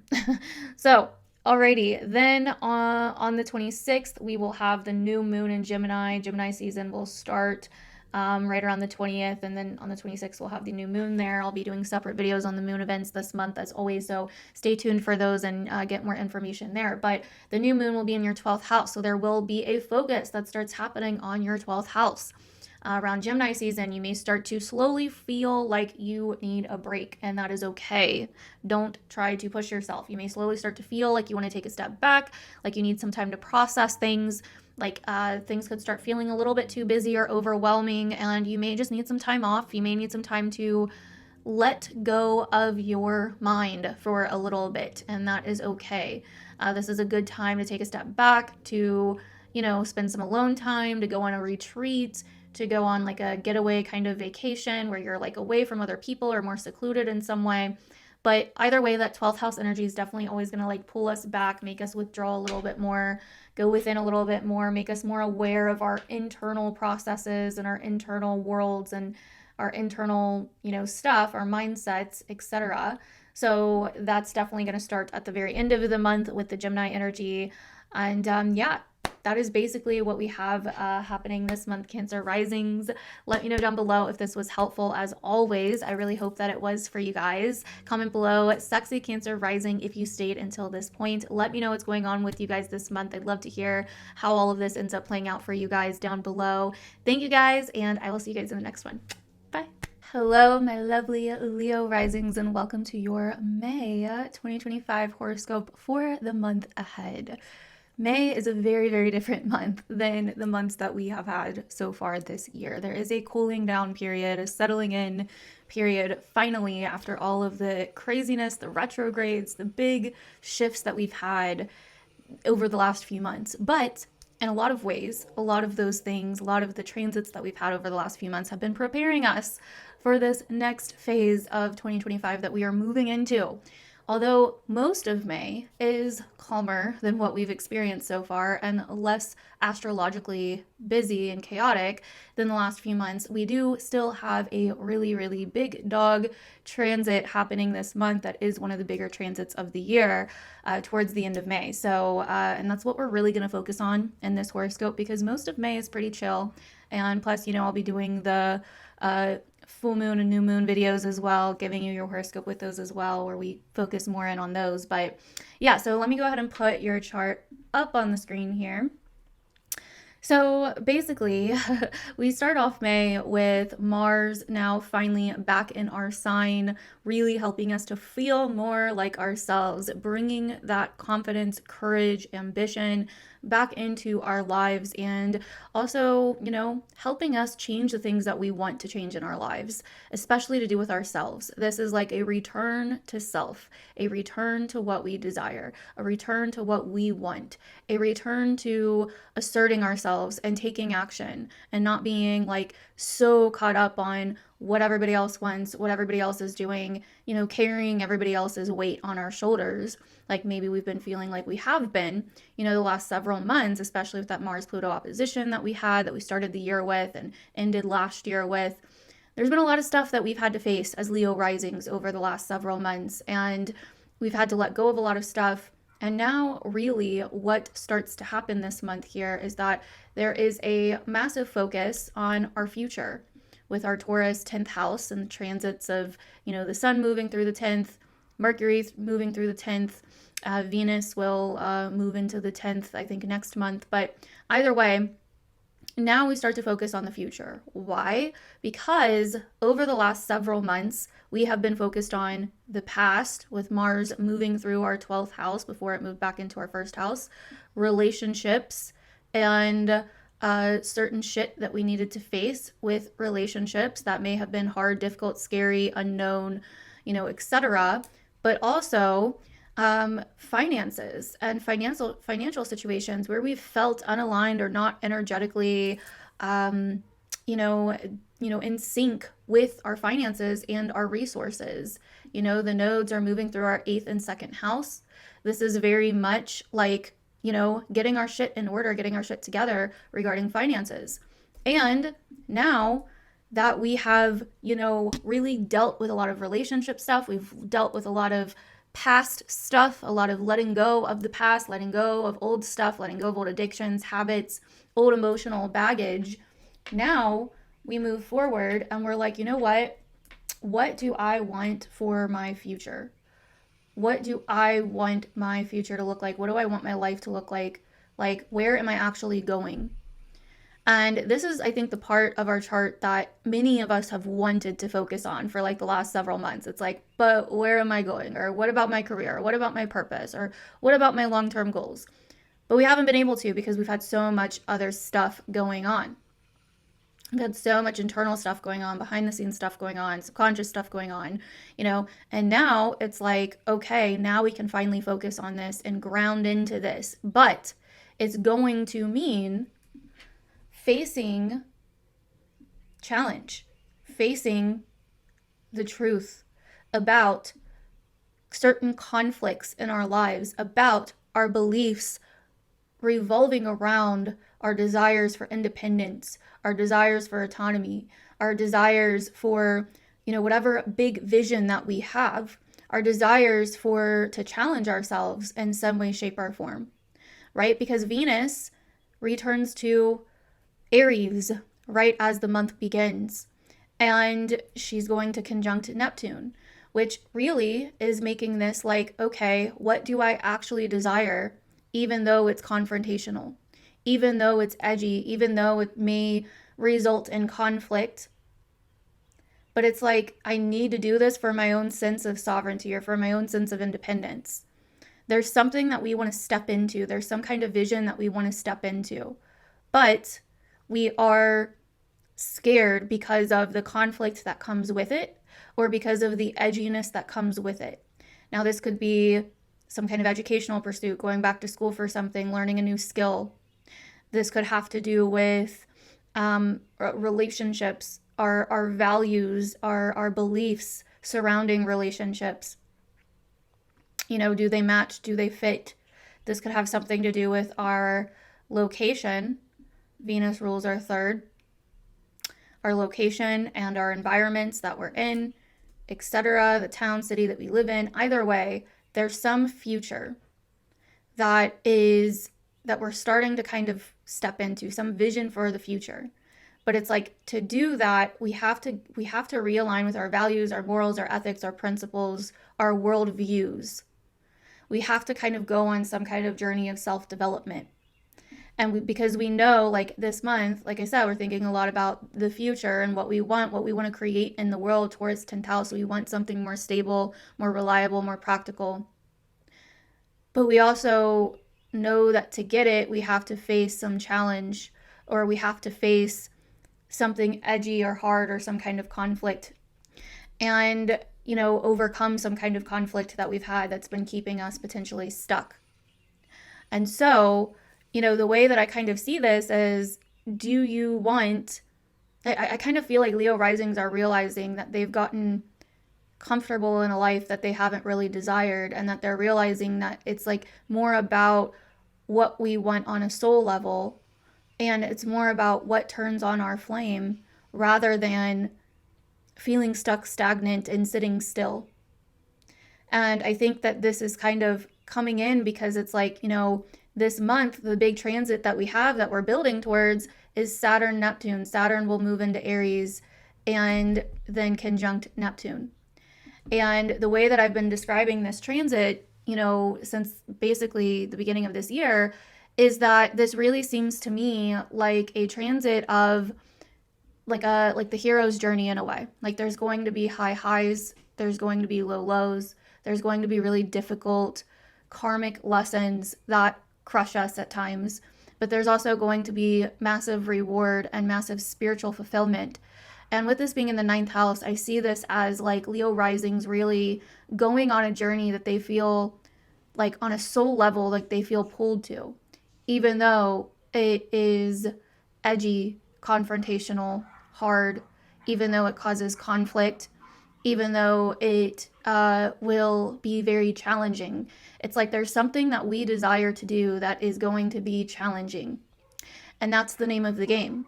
Like, we don't grow and evolve by, you know, watching Netflix on our couch all the time.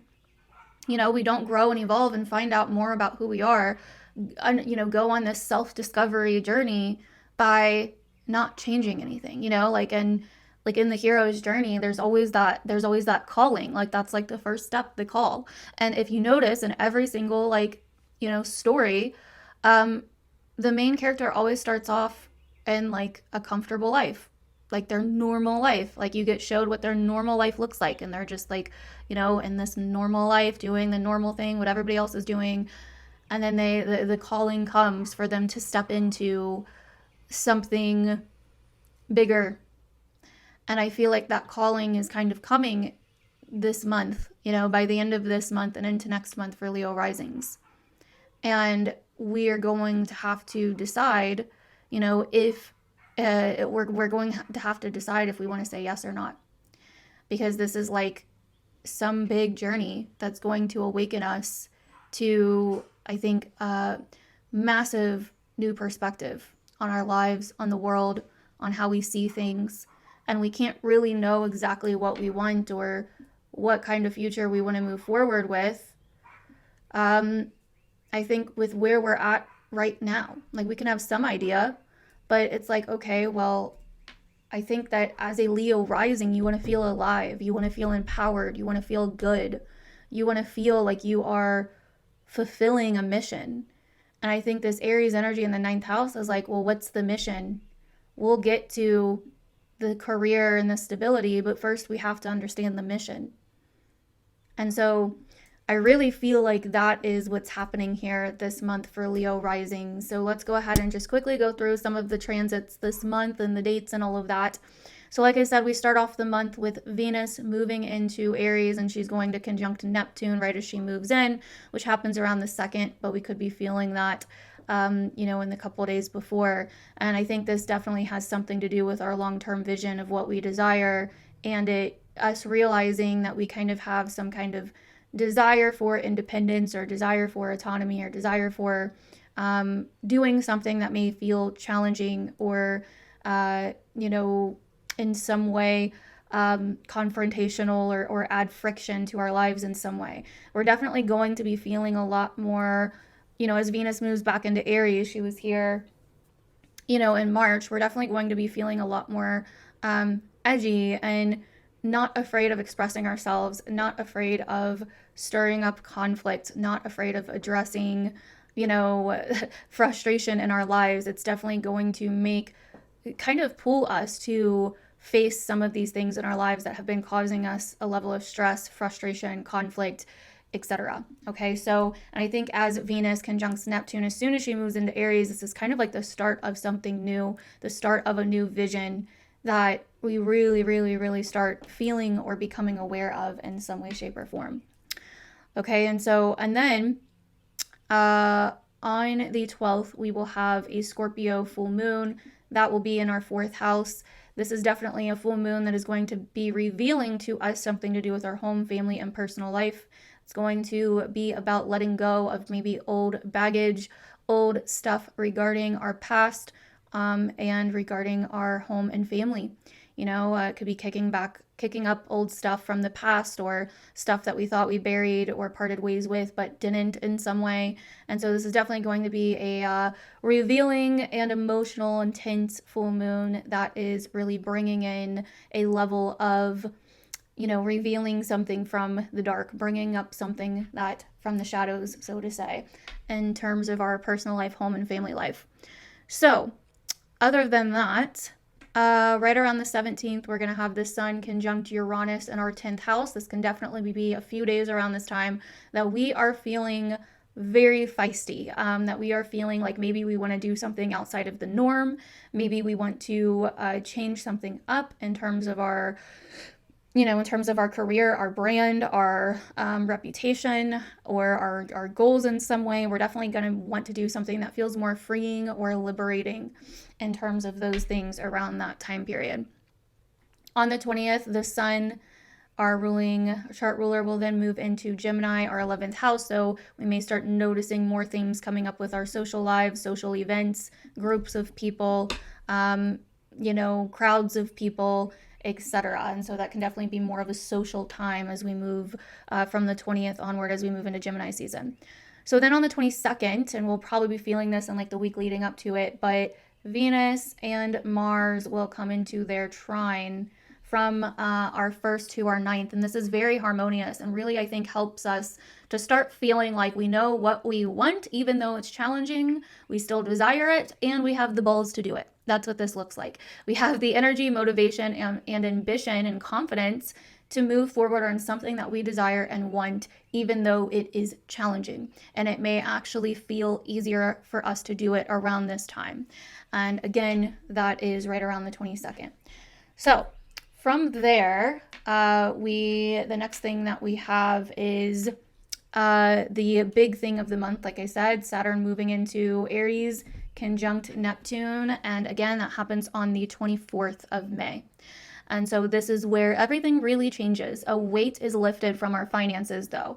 If financial things have felt like a struggle or have felt confusing or have felt like a lost cause or have you've kind of lost some hope regarding financial situations or went into some debt or whatever the case may be, Saturn moving out of our 8th house is definitely going to kind of lift a weight off of that area of life. And it will likely be a lot more, a lot easier, a lot smoother to kind of deal with financial situations again. And then as Saturn moves into Aries, though, it's kind of, like I said earlier, going into our 9th house and conjunct Neptune. And so there's definitely going to be some kind of massive, massive journey that starts in terms of the way that we see the world, our belief systems, what we want to go after in life, getting out of our comfort zone, what forms of thought, whether they be philosophies, worldviews, political views, religious views, spiritual views, educational views that we align with, all of these things are going to become very, very much, more prominent in our lives. And I go into a lot more depth about what, Saturn in the ninth could bring over the next few years in the year ahead horoscope. So if you would like to kind of find out what's, more detail about that, definitely go back to that video and look through there. So then, other than that, on the 26th, we'll have the new moon in Gemini, new beginning in our 11th house of friends, social life, social networking, etc. And then, yeah, that is basically it for the month. I mean, there's other transits. They're just smaller. I'll talk about them in the weekly videos, so just kind of pay attention to those. But that is basically it. We have pretty much mostly a chill month. I would say the biggest thing this month, like I said, is Saturn moving into Aries. The second biggest thing I would say is the Scorpio full moon and Venus conjunct Neptune. And then the Venus-Mars trine. I think those are kind of the big things that we're going to probably feel mostly this month. So let me know down below, Leo risings, if you stayed until now. Comment down below, sexy Leo rising, because you are. Let me know if this feels like it's going to ring true for you for the month ahead. I'd love to hear your feedback down below, and I will see you guys in the next one. Bye. Alrighty, Virgo risings, welcome to your May 2025 horoscope for the month ahead. I hope you guys are doing fabulous. I know the last several months have probably been a lot for you as a Virgo rising. We've had a lot of Pisces transits in your 7th house, which is literally your opposite sign, and out of your nature, And so there's been a lot going on here where you've had to learn a lot about yourself in the context of others, in the context of relationships, in the context of releasing control and not being in control all the time. But hopefully you're moving into May now a little bit more relaxed, a little bit more softened, not needing to be, constantly in control. Hopefully you're moving into May a little bit less stressed, hopefully. If not, then you may still have some releasing control lessons that you are kind of, coming into. I'm going to go ahead and put your chart up on the screen here. So May is a very different month than we've had. May really cools down a lot. We do have one of the bigger transits of the year happening at the end of May, but for the most part, May is chill. We're finishing out the retrograde stories. The planets are no longer retrograde, but we are finishing out those retrograde stories as, the planets kind of leave shadow and all of that. And more will be revealed this month. More clarity will be had. There will be a lot more forward momentum. It may feel like, you've been on pause, so to say, for most of the year, or you haven't been able to truly, move forward or go after the things that you've wanted to go after this year so far. And that is completely normal. You've had to kind of take a step back, pause, reflect, and really focus on yourself and really focus on also releasing control and allowing other people to help you, allowing yourself to delegate some of, your task or your duties or your preferences to others, healing in relationships, allowing things to be how they are with other people, letting go, forgiving, visiting the past in terms of your connections with other people and relationships with other people, and also realizing that you also have value no matter what, and that, whatever happens with other people doesn't necessarily diminish your value or diminish your own worth in some way, with Mars in the 12th.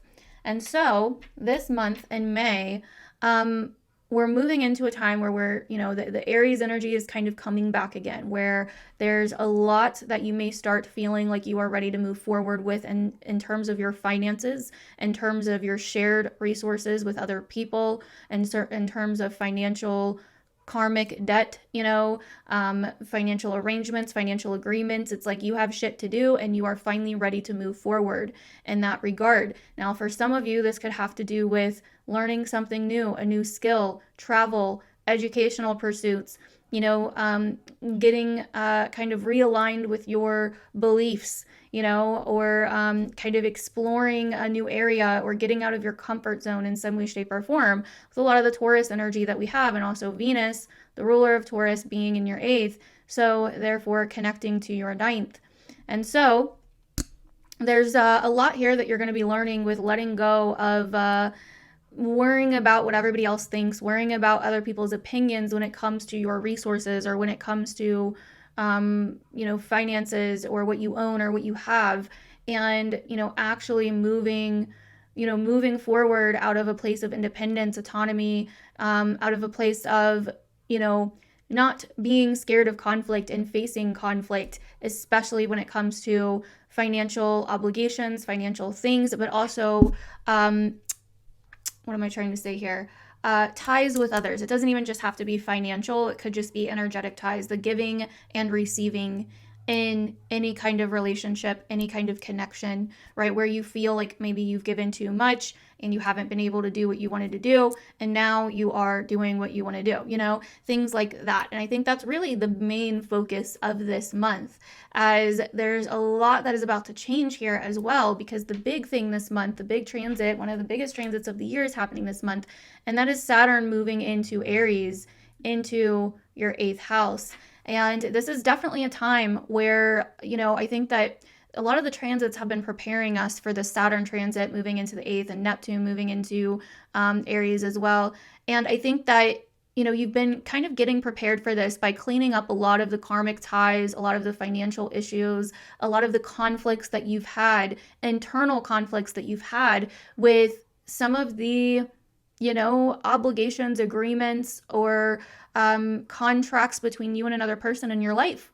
And so, there's been a large focus on cleaning those things up, no longer wanting to carry the weight of other people's stuff, like no longer wanting to be, kind of in charge of, doing what's fair for everybody else, but while not being able to do what you want to do. And so I think that, there's been like this long time coming as Saturn is moving, about to move into your 8th house, where there's going to be a karmic clearing out of what is no longer aligned, whether it be financially, energetically, emotionally, relationship wise, like whatever the case may be. There's going to be this karmic clearing out of what no longer is aligned with like what you truly want for your life and the obligations and ties that you want to have to other people or that you don't. And so, Saturn coming around here is going to really kind of, help you commit to, craft, and concrete a new vision for this area of your life, and help you really kind of sink into the esoteric and occult world with these things as well. I think for a lot of Virgo risings, as the 8th house can rule, kind of the unseen world, the esoteric, unknown, etc. And so I think with that being said, like that's like the huge kind of transit that we have that we're building towards this month. Everything else is kind of smaller, and we'll talk about it in like the weekly. But I think overall, you are, there's a lot of karmic lessons that you've had to learn in terms of standing up for yourselves, in terms of standing up for yourself when it comes to other people, and when it comes to conflict, and when it comes to fighting people in terms of like, any baggage that you have with another person, or anything you share with another person, a business partner, a spouse, a friend, that, anybody that you owe something to or that owes something to you. There's a lot of karma that is getting shed here, but you also want to be careful with the new karma that you create with Saturn now coming into Aries. Okay. It is definitely a time to let go of old karma and shed old karma, but it can also be a time of creating brand new karma that could last for a very long time. So you just want to kind of be aware of that in the month, leading up to Saturn moving into your 8th at the very end of May. So let's go over some of the, some of the smaller transits this month that I just think that, are interesting, and that to kind of point them out to you. So at the very first couple of days of the month, Venus is going to move into Aries in conjunct Neptune in Aries for the first time. She's moving back into Aries. She was here before she retrograded, but Neptune wasn't in Aries yet. Neptune was in Pisces, and then it's almost like her and Neptune kind of like switched places. But now she's meeting Neptune in Aries for the first time. And so this is like, okay, we let go of, some past stuff, and now it's time to create something new. It's time to create a new vision for what we desire and what we want. It's time to realign with our fire, our spark, and the things that we actually desire, and actually see that maybe it's possible. Yeah, it may be challenging. Yeah, it may, it may be confrontational. There may be some conflict involved, but it's possible. And I feel like that's kind of this Venus-Neptune conjunction here. It's like, yeah, it may be a little bit bloody and messy, but we can do it, right? Like that's kind of this conjunction, in my opinion.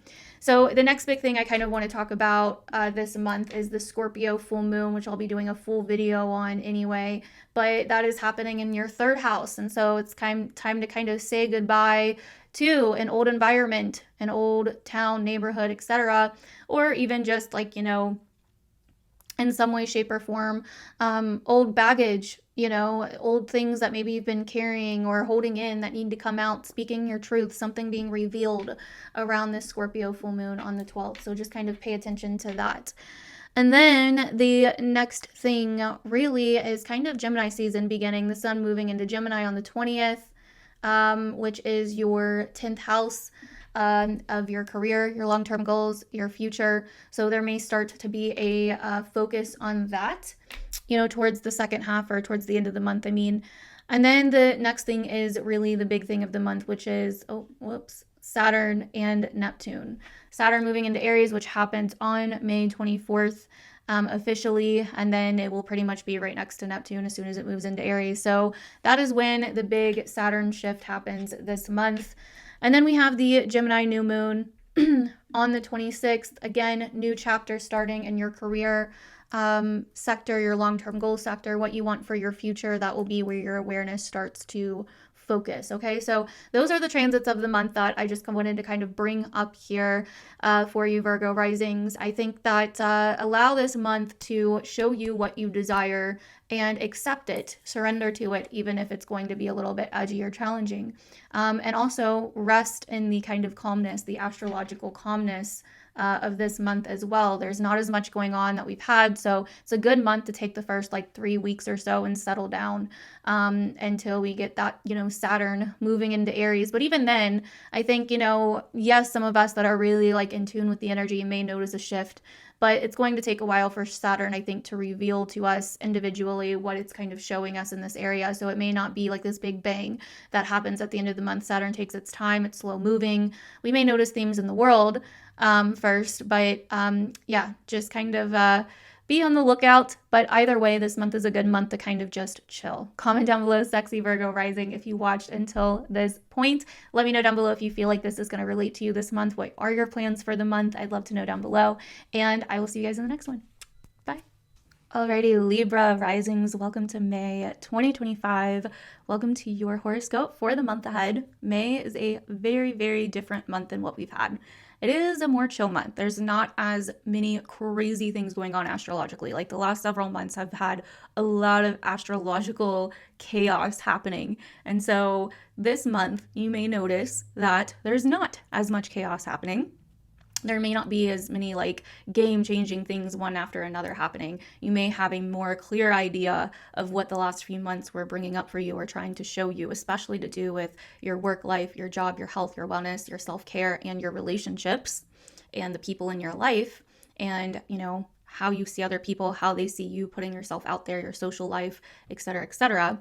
But May is definitely a month where we start kind of grounding into what is going on now in the present moment. Where are we at now?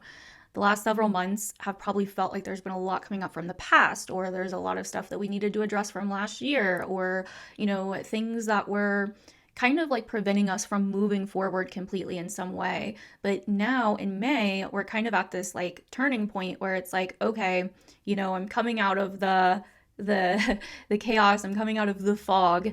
What now? Who am I now? What do I want now? What do I desire now? What do I want to create now? What am I aligned with now? And how do I take action on the things that I want? What actions do I need to start taking moving forward, especially in your relationships? And especially when it comes to other people, what conflicts do you need to face or address? What controversies do you need to actually deal with, that maybe had gotten put on the back burner in some way, with Venus now finally back in Aries, finishing her transit through Aries. This is definitely going to be a month that shows you what you want and what you need to take action on. Now, some of you may see this in like other people. I'm going to go ahead and put your chart up on the screen here. Some of you may see this in other people, as your chart ruler Venus is in your 7th house, where she is not a huge fan of being.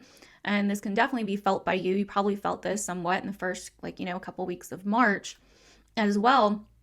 And maybe even like the end of February, where it felt, it's kind of tense. Venus being in Aries, a fire sign, can definitely bring up a lot of conflict. It's friction, right? And so it creates this level of like two things rubbing against each other.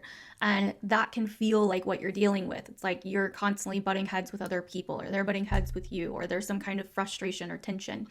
That's probably how the transit started back at like the end of February, beginning of March timeframe, where you were feeling kind of edgy, irritated, frustrated, or maybe your partner was, or other people around you were. And it's a little bit less harmonious. It's a little bit less peaceful and, smooth. And now, though, that all led into something. That led into something deeper that was going on, or maybe even something internal that was going on that needed to be reflected on or sorted out, or, kind of remembered or thought through or whatever. Now, as Venus returns, you have this like newfound insight into all of that. And now it's just about, how do I want to react now? How do I want to handle things moving forward? What are the actions that I need to take to make sure that my relationships are in align with my values, with the things that I desire, with myself, with the things that I want? Right? That is kind of what Venus moving into Aries this month, I think, really symbolizes for a lot of you as Libra risings. You've now found what the source was, or what the root was for any kind of friction, conflict, discomfort, frustration, irritation, or unhappiness that was happening within your relationships, and also within your health, work, wellness, day-to-day routines, etc. So now it's time to face these things and move forward on what you have realized or remembered. Okay. And that is really what May is going to be about. This is like, okay, I can't carry the weight of everybody else's feelings or decisions or happiness on my shoulders. So I'm going to have to take these actions or set these clear standards in my life to make sure that I'm focused on what I desire, or what I want. For some of you, this could have been the opposite, where you realized that maybe, your partner was going through something, and so you had to put your own needs aside for them, it could be so many different things here, but either way, there's something to do with that kind of energy with Venus moving through your 7th house. And we really start the month with that as well, right? On the 2nd, Venus conjuncts Neptune. She moves in a couple of days before that, though, so you can start feeling that right up to the lead up of the 1st of the month and the 2nd of the month. But Venus is going to conjunct Neptune as soon as she moves into your 7th house, really kind of showing you like what you desire. Like, what is your vision now in relationships? Has it changed? Like, this is happening right at the beginning of Aries. This is the initiation of something new, the initiation of a new beginning, or a new vision for what you truly desire in terms of your relationships, your social life, how you want to be treated. What are your new fantasies? And knowing this may mean that there's a level of some challenge that comes with it, because this is still Aries. So there may be some kind of challenge that comes with it. There may be some kind of desire for something more in terms of your relationships, in terms of your social life, and all of that. But it is your long-term vision now. It is what you desire now. And so that is kind of like you coming into this, acceptance of what you can control and what you do desire now, even if it is confrontational, instead of worrying about, things that you no longer have control over. And so that is kind of how we start the month off. We also are in Taurus season for most of the month, which is your 8th house. So this is also getting clear, like now that there's been all this relationship stuff coming up or exposed, this is also getting clear on like, okay, what about the things that you share? What about the ties in that relationship, the karmic baggage in that relationship, finances, your finances, their finances, possessions, assets, right? Like anything to do with you and other people and what you share with them with the 8th house stuff. So this is like, what do you want long term in terms of sustainability, stability, security, wealth? What do you want to build? If you own a business, this could be, really focusing on creating new foundations for your business, or creating more security or stability or sustainability in your business, or just with your finances in general if you don't own a business, right? So it's like, I feel like some of you guys went through a lot of relationship stuff, a lot of work, health related stuff, really figuring out what you truly desire in terms of your work and health, area of life, and your relationship area of life. And that's going to be more of the focus this month, again, is your relationships and how you want to move forward with that, the actions that you need to take with that, but also what comes from that. So what, if let's say that you've decided that you're in a relationship that no longer works for you. Now it's like, okay, how are we going to do this financially? How am I going to set myself up for success financially? Et cetera, et cetera. That's just one example. But either way, there's definitely a focus on relationships and how you are entangled in those relationships on a very physical level in some way, shape, or form. So, also, this month, Mars is back in Leo. So this is very much also about how you stand out, how you shine in your social life, with friends, with your network, with your aspirations, with your hopes, with your dreams. What actions are you taking here to do with these things? And somehow this is connected back to your relationships, your finances. It's like they affect each other in some way. And so it's like, you're meant to be surrendering to like what you actually desire in terms of, health, wellness, work, but you're also meant to be taking action on what you desire in terms of your relationships and finances, with Venus in your 7th. And with Mars and Leo, it's like, okay, you're coming back to a sense of like understanding what crowds, networks, friendships, groups, people are authentic to you, what situations you want to be involved in and what situations you don't, how you want to put yourself out there and be bold and courageous and confident, and also where you feel held back or like an outcast, or et cetera, with that Mars-Pluto opposition that we're coming out of. And so there's just a lot here. Like, you've been given a lot of information over the last several months. Now it's time to figure out how to apply it. And that's really what this month is about. It is a calm month transit-wise. We don't really have too many big transits going on, other than at the very end of the month, Saturn is going to be moving into Aries on May 24th, finally, where it will pretty much join Neptune in your 7th house. And this is like, I really feel like the last several months with the retrogrades in Aries, going back into Pisces, crossing Saturn, it's like we've been getting prepared for this Saturn, entering Aries transit. And in a way, it's been like clearing old karma, getting clear on old entanglements, getting clear on old baggage, old stuff from the past, so that we can move forward. And so when Saturn comes into your 7th, it's like you are clearing out the old and making space for new karma in some way. This is where you get serious about what you do envision for your relationships. This is where you commit to what you desire long term and stop focusing on short-term satisfaction in terms of your relationships. This is where you get serious about, committing to your dream, or your dream life, or your dream relationships, or your dream friendships, your dream social life in some way, with Mars being in Leo when Saturn first moves in. So again, this is like, okay, are you going to accept the journey?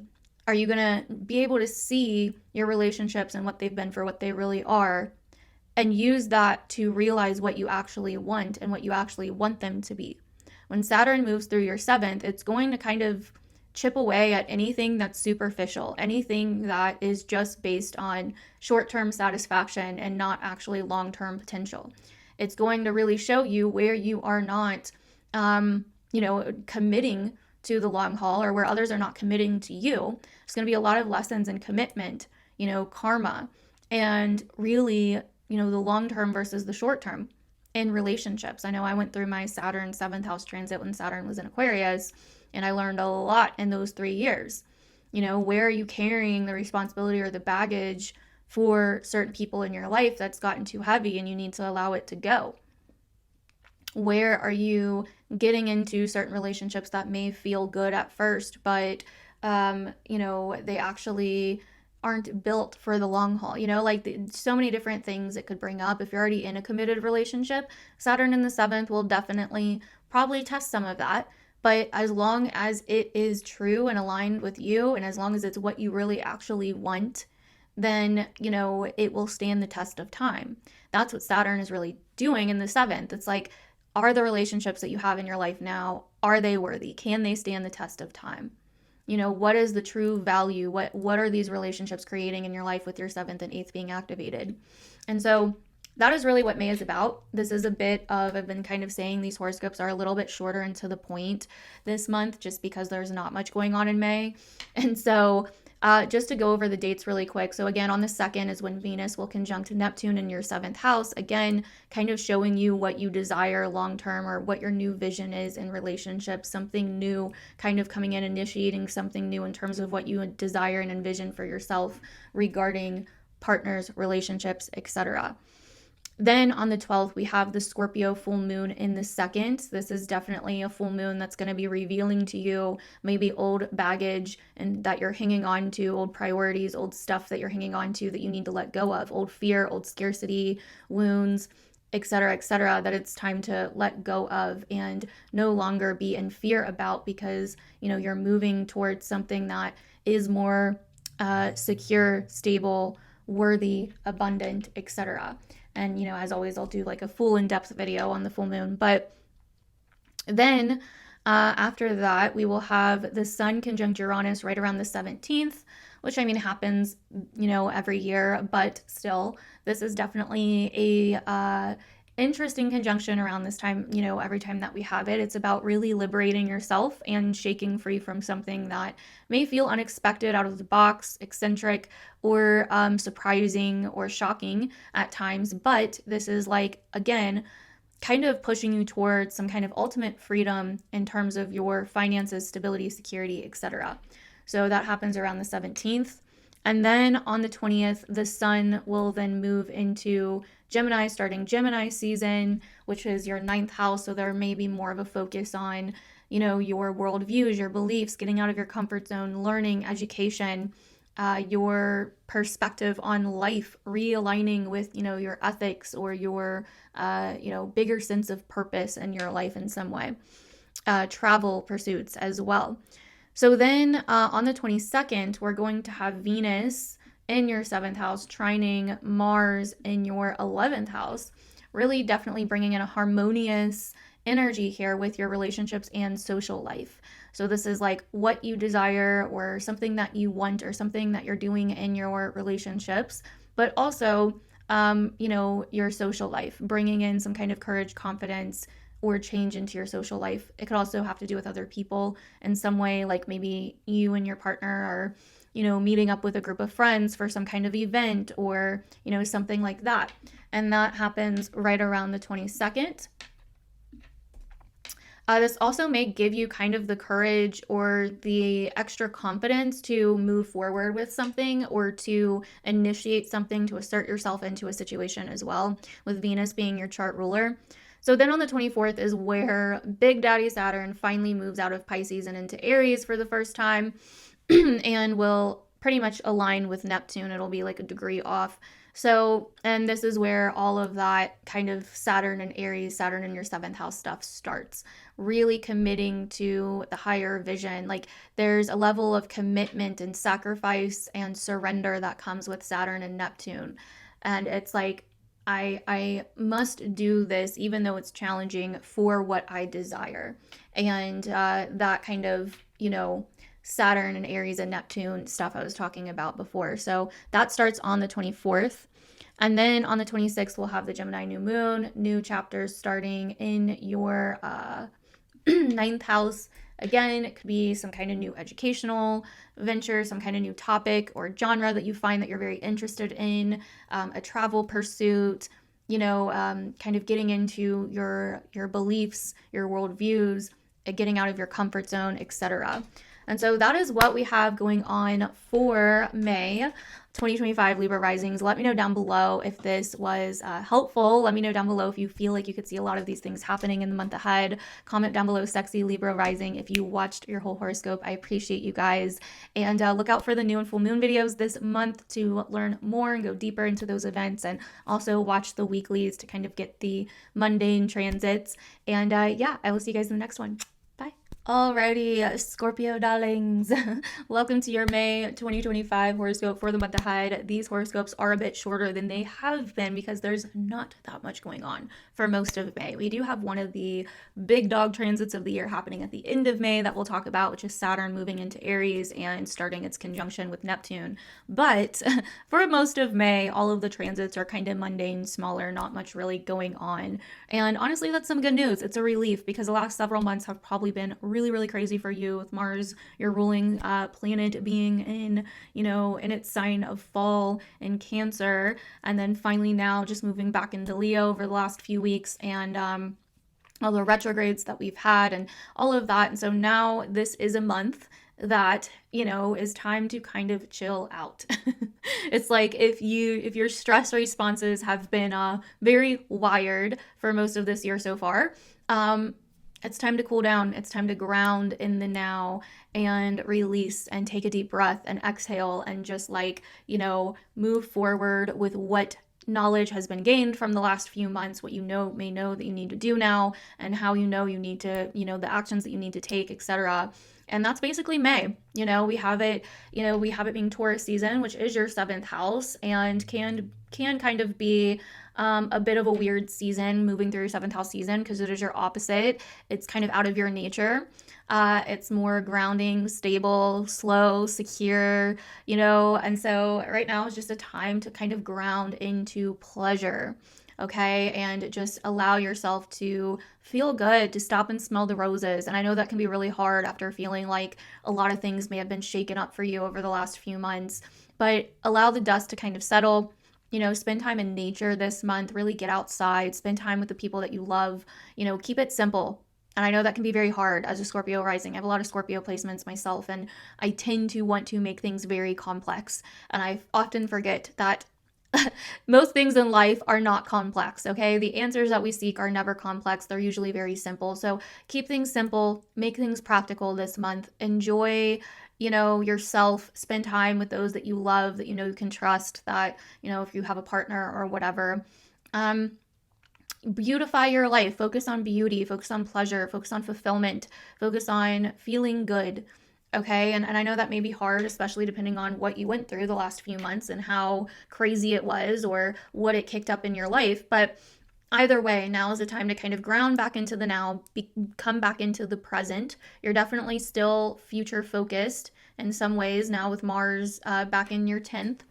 But there's also kind of this energy this month of okay, what's going on in your relationships, coming back to earth, coming back to reality within your relationships and finding harmony within those again. But also there are some, tensions going on with your future, your career, your reputation, your long-term goals, your achievements, your desires for what you want out of your life. And with Mars moving through your 10th, this definitely can be a time where you find yourself being drawn to put yourself out there, to put yourself out in the open, to take action and do something courageous, do something bold in terms of your career or your goals or your reputation or your brand or, in terms of putting yourself in the spotlight, in terms of your publicity. And that may kind of conflict or bring up some things with your relationships as Mars will square some of the, transits that we have moving, excuse me, through your 7th house. But I think overall, here it's you're kind of going back and forth between being comfortable in your relationships and being comfortable in your social life and doing what's convenient versus, going after taking action on the bold things that you want to do in your life. And so now is a time where you are starting to focus more on your career and on your long-term goals and on being in the spotlight and putting yourself out there. And this is a harmonious time for that. Venus will be back in Aries, back in your 6th. There's a lot of focus on work now. And so a lot of the things that maybe you had been confused about or trying to figure out to do with your job, your work, can now start moving forward on. You can now start taking action. That spark, that flame is going to be relit in the month of May. So even though it is a chill month, there's also a lot that you could be doing, a lot of action that you could be taking. Now with a lot more wisdom in terms of what you actually desire, where you actually find pleasure with a lot of the retrogrades that we had in Pisces, what actually fulfills you, what your dreams actually are, what feels good to you on a soul level. And so now that you're a little bit more clear about that, you may not have all the answers just yet, but May will bring in more clarity as it goes along. Now you know what you want to create in terms of the physical, right? Now you know what you want to create in terms of your relationships, and you also know the actions that you want to take in terms of career or your long-term goals or future, etc.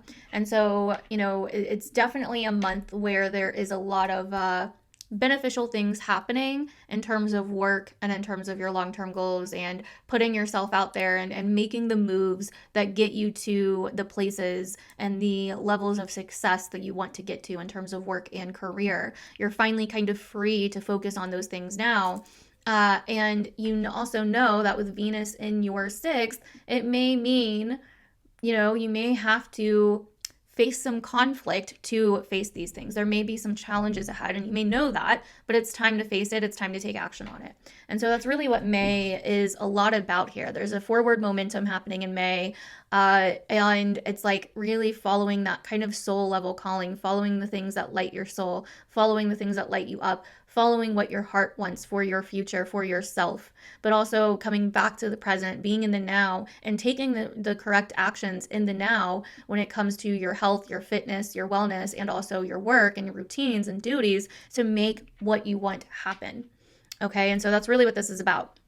So with that being said, the big transits of this month that I'm kind of going over for the horoscopes are Venus moving into Aries at the end of April, and then immediately basically conjunct Neptune. And this is in your sixth house. So this is really kind of you coming back to a place of desire, fantasy, and, being kind of like a visionary again in terms of how you want to set your life up on a day-to-day basis for the success that you want.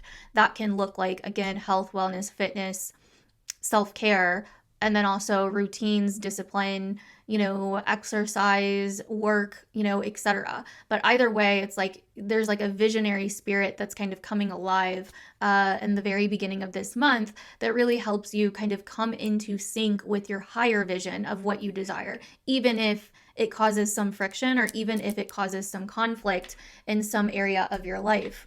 Now, on top of that, we also have the Scorpio full moon happening on the 12th of May.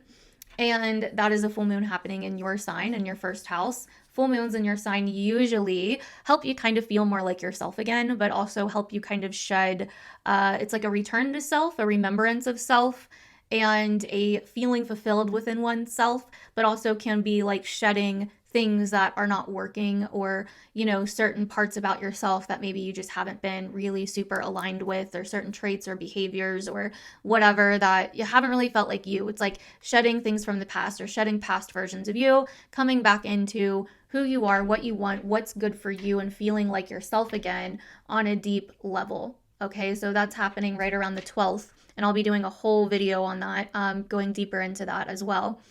And then the next thing is really the sun moving into Gemini, and Gemini season starting, which is your 8th house, on the 20th. And that really puts kind of more of the spotlight and focus on your 8th house of finances, income, any kind of financial ties that you have with other people, assets, debts, taxes, things like that. So there may start being more of a focus on that as, we get to towards the end of the month.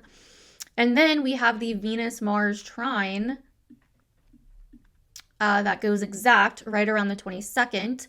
And this is really harmonious, again, for your work, your job, your long-term goals. It's like whatever actions you're doing on a day-to-day basis are also feeding your ambition, or this forward momentum that is happening in terms of your career, your long-term goals, your success, your reputation, etc. So that goes exact on the 22nd, but you'll probably be feeling that on the lead up to that for a week or so before.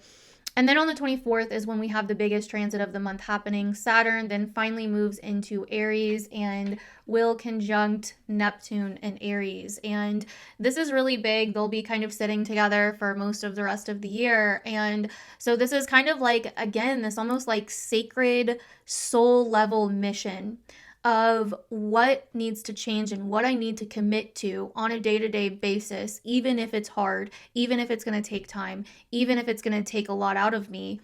It's like doing it to challenge yourself and doing it for some kind of higher spiritual purpose or reasoning. And that's really how I see this Saturn-Neptune conjunction really playing out, like on an individual level for most people. Like, what do I want to commit to? What is my soul calling me to? It's kind of like the calling step in the hero's journey. It's like that soul level calling. And this is Aries. This is initiating something, a new beginning, a brand new kind of chapter starting here. And so this is like, what do I want to commit to? What vision do I want to commit to in my day-to-day life to make my dreams come true, to fulfill my desires, to fulfill my dreams, but that's going to challenge and stretch me enough to where I feel like I'm fulfilled, right? Because we all need some kind of challenge. We need to be stretched for us to feel fulfilled. Like we're not, a lot of the times, like you'll notice, like you can start to feel stagnant in life even when it like seems like there's nothing wrong. And it's because we came here to be stretched. We came here to learn. We came here to grow. We came here to evolve. And so that's really kind of the start of this Saturn-Neptune transit on the 24th. And so that's definitely one of the biggest transits of the year. So then we will have the Gemini new moon, some kind of new chapter starting in your finances, your 8th house of finances, debt, taxes, assets, your partner's finances, etc. And that is basically it for May. A lot of kind of just mundane, easy transits other than the Saturn, ingress into Aries and conjunct Neptune. But anyway, so that is what I'm seeing for May Scorpio risings. Let me know down below if you feel like that's going to resonate, what you are feeling for the month of May, and comment down below, sexy Scorpio rising. If you made it this far, I appreciate you. Thank you so much. And I will see you guys in the next one. Bye. Alrighty, Sagittarius risings, welcome to your May 2025 horoscope for the month ahead. I hope you guys are doing fabulous.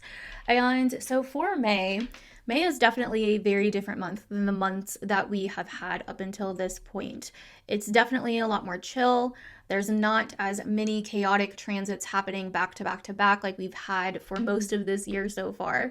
And so that can definitely be felt in the astrological weather as just a lot more time to kind of soak in what we just went through for the last couple months. Now, that may have not been super crazy for you as a Sagittarius rising just because of where a lot of these transits have hit. But I mean, it'll depend on, where, like what else you have going on in your chart and what else, all of those transits hit for you. I now have your chart up on the screen here, but May is definitely a month, as you can see, where we have a lot going on now from your 4th to your 6th house. And we are kind of coming out of the focus of the 4th house of home, family, or private life, your past, ancestry, bloodlines, foundations, where you feel comfortable, safe and secure, letting go of maybe old things to do with the past or healing old things to do with the past, your roots, your living situation, your home life, your family, parents, all of those things, children, something going on at home, that could have been happening the last few months. But we're kind of coming out of the focus on home and we're coming kind of more into the focus on, number one, what truly excites you in life, what truly lights that spark for you, coming back to kind of those questions that may have started at some point over the last couple months, but weren't exactly finished. And so now you're kind of coming back to what ignites your spark. And with Aries being your 5th house, that's going to be some kind of friction, right? It takes friction to start a fire. That's Aries. It takes some conflict. It takes some challenge. Where have you not felt challenged in your life? And so life has maybe felt dull or boring, or maybe there's just been a massive focus on something going on at home or with family or from the past, or something just very personal that, you've had to kind of deal with the last few months. And so now you're coming into like, well, what am I truly passionate about in life? What do I want, where do I want to feel fulfilled in life? What does my heart want? What is my heart's desires? What is my passion? What does my inner child want? What's going on with your children? This could definitely be with Venus moving back into your 5th house, addressing some stuff that was going on with your children or addressing some conflict that had been kind of going on with your children. But overall, I feel like this is like coming back to realizing how much you get out of challenging yourself, realizing how much you desire to challenge yourself, how much conflict or competition can actually be fun for you. how much like, taking action or putting yourself out there or entering some kind of contest or playing some kind of game that really like ignites your spirit, right? Like this is kind of like coming back to like where you feel like a free spirit. What makes you feel like a free spirit in your life? What are you passionate about? What's like your, what creative pursuits or hobbies are you interested in? And also somehow that can really tie in to your job, your health, your wellness, your day-to-day self-care and routines and what you do for work with all this Taurus energy. Because Venus is the ruler of this Taurus energy and Venus is in your 5th house. So it's like, okay, maybe you're running into some competitions at work. Maybe you're running into some friction or conflicts at work that may have came up before, but now you're coming back to them and now you're handling them in a different way because the Venus retrograde has taught you some things. And so there's kind of this like, okay, well, what do I want? 5th house, what do I really desire? And what do I believe? Mars in your 9th, which is going to be really trining a lot of, the stuff in your 5th house. So it's like, what do I want? And then what do I believe? And what do I want to take action on? And how does this all kind of play into my work or conflict with my work or my health or my self-care or my day-to-day life and what I do in my day-to-day life to create some kind of stability, security, sustainability. And so these are kind of the things that are kind of coming up in the month of May. It is more of a chill month, but these are kind of, I think, where your focus is going to be the most. And in terms of, what you want, what you are motivated by, what your higher perspectives are on certain things, your morals, your values, and how that has something to do with your either job, work, or your day-to-day task and routines, your wellness, your health, your self-care. And so, this could be you challenging yourself because you are ready to finally, change your diet, or you're ready to finally commit to some kind of consistent, stable path with your health. Or maybe this is like you've been going through a job situation that has felt kind of annoying, but then you realize, with Venus and Aries that like, hey, actually, I kind of like a good challenge. So let me figure out how I want to respond to this and handle it accordingly without giving up my power in the process. Maybe there's a situation at work where your values and your morals or beliefs don't align with, the companies or something. And so you got to get real with yourself about like what you really want, what you really desire, what you want to do. These are just different ways that you could see this playing out.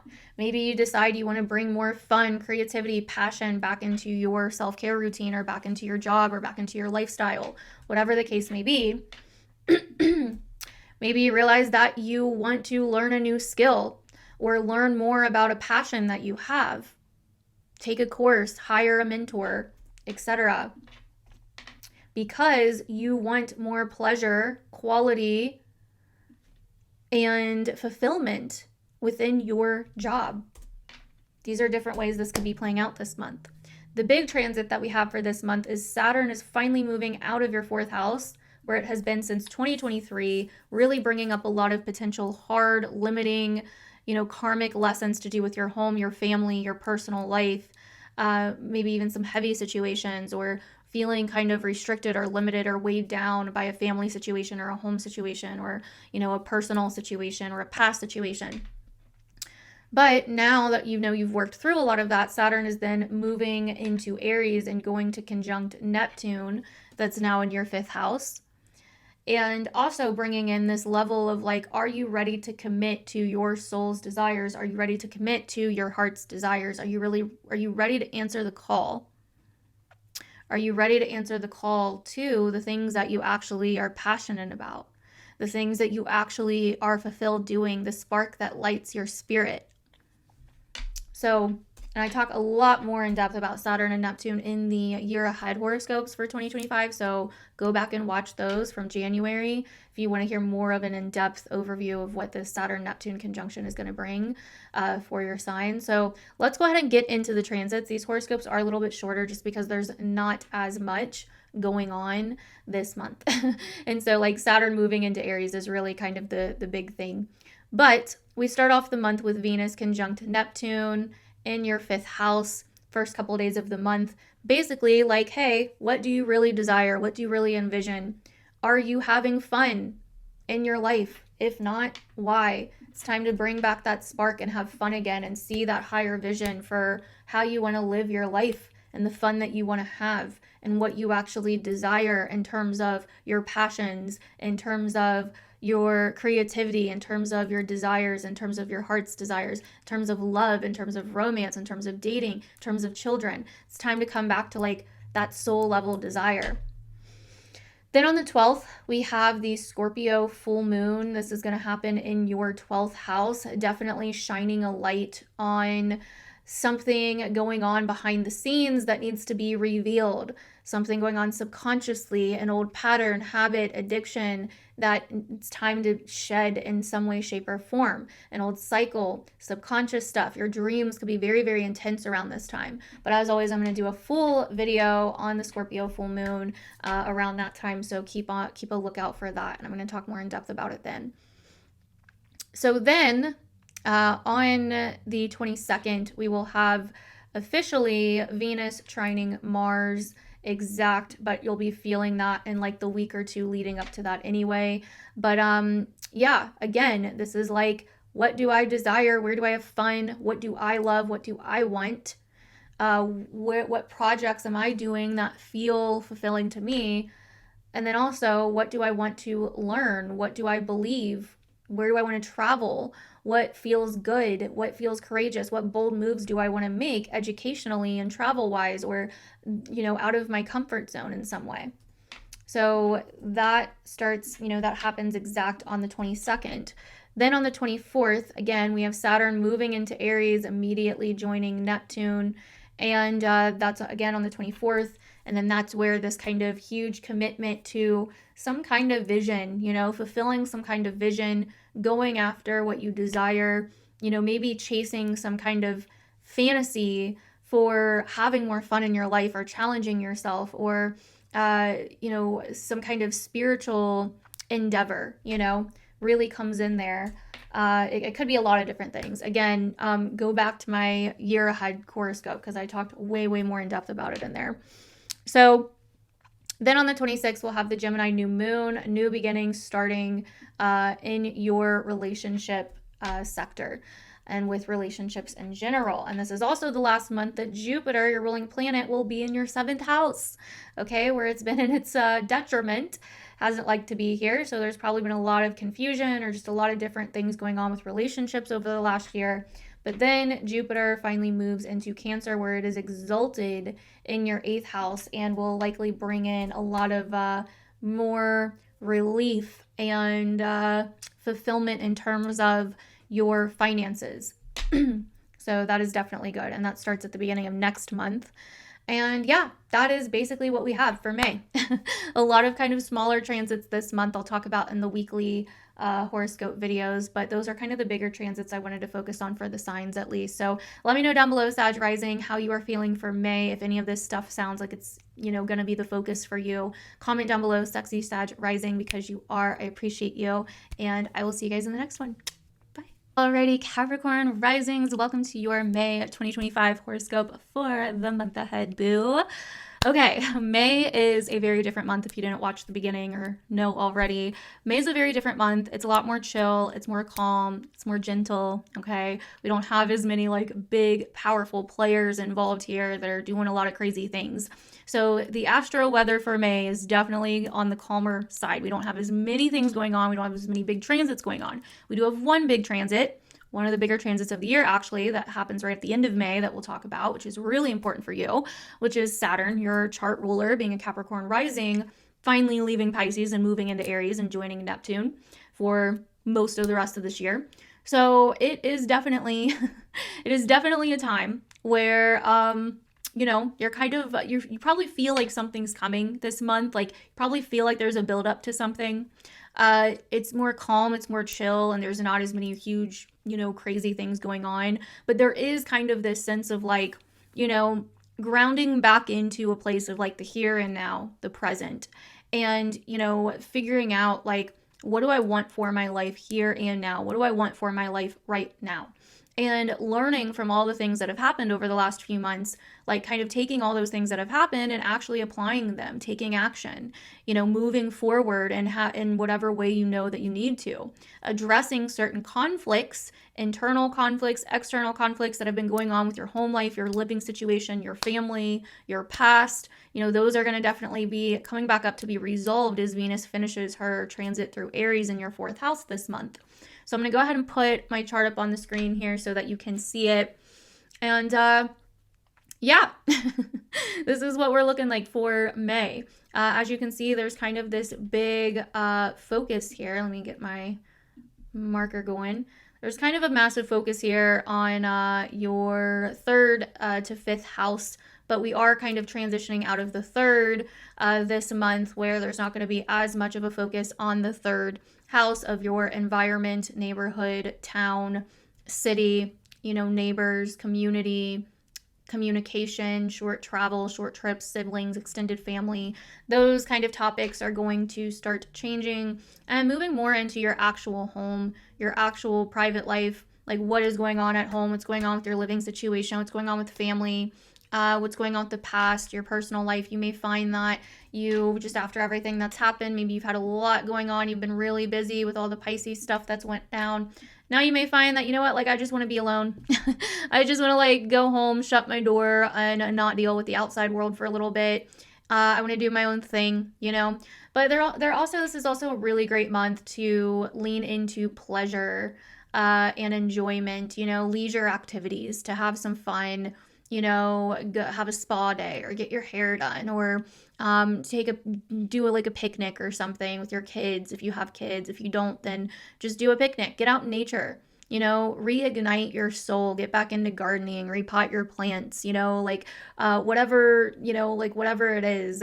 Work on your food garden, or milk your cows, you know, like what just thinking very like Taurus in the 5th house, you know. But really, it's really about leaning into pleasure, leaning into things that, like, you know, how you spend your time, spending quality time, like making sure that the way that you're spending your time has a quality to it and feels good. Go out on a dinner date, you know, kind of fall back in love again. And not just with maybe another person or your partner, but also just with like your hobbies, your creativity, your passions. Like with all this Taurus energy, this is a good month to do that, to just chill and kind of like soak in the vibes. Now, there will still be some feistiness going on with Venus in your 4th house. Again, addressing those internal conflicts, or addressing those conflicts that may have gotten kicked up over the last few months and finally resolving them and facing them. And then also, you know, making those changes that are necessary, or that need to be made, or that need a certain level of confidence, conviction, courage, bravery in terms of your finances as well. And so, yeah, that is basically May. It is pretty chill.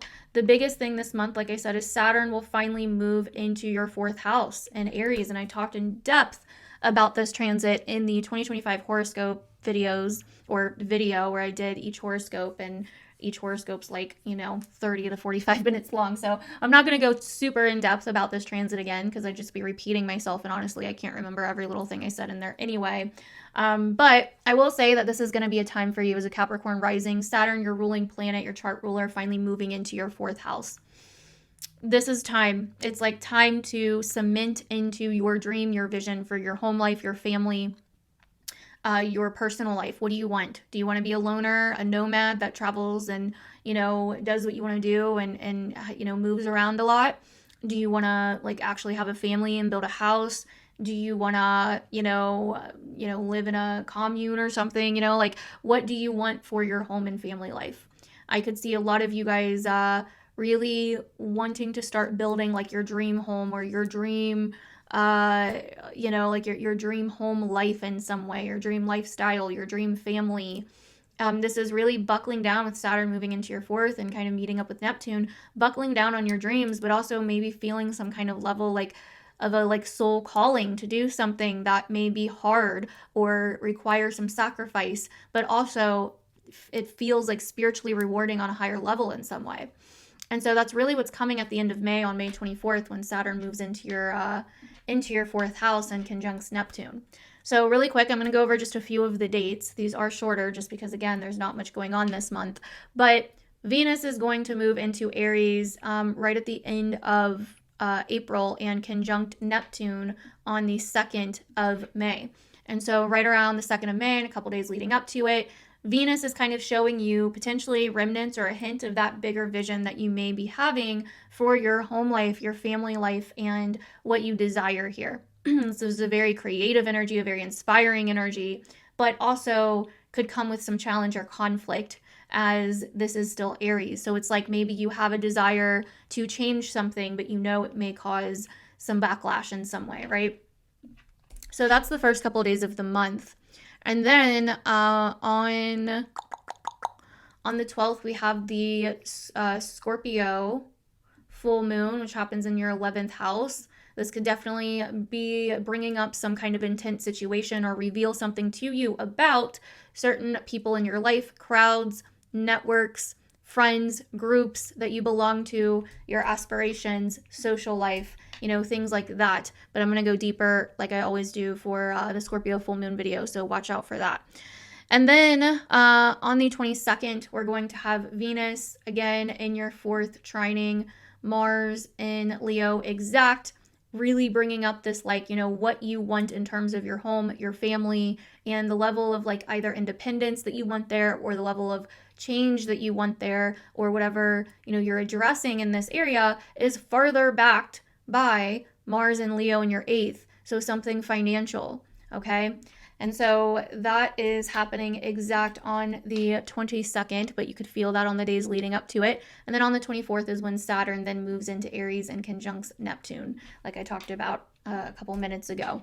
And that's when that huge transit will start, and it will basically be there until fall, right before the beginning of fall this year, where it will retrograde back into Pisces. So pay attention to these next few months after May 24th, okay? Because you want to figure out kind of what Saturn is starting to build here in your 4th house. And so then on the 26th, we'll have the Gemini, oh no, that's Libra, my bad. We'll have the Gemini new moon happening in your 6th house of your work, health, wellness, day-to-day routines. So there's some kind of new chapter starting there. And again, there'll be a video going over that as well at the time. So that is what is going on in May. Like I said, not too much. We do have that big transit of Saturn finally leaving Pisces, moving into your 4th house and conjuncting Neptune.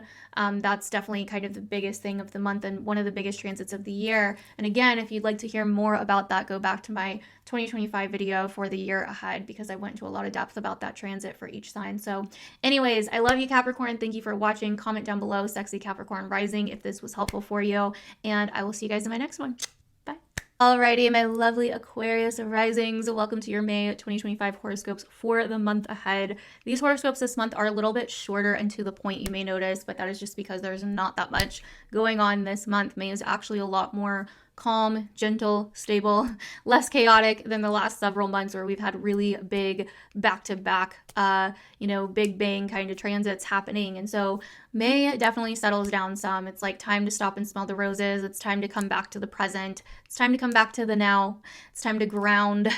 Definitely ground this month as an Aquarius rising.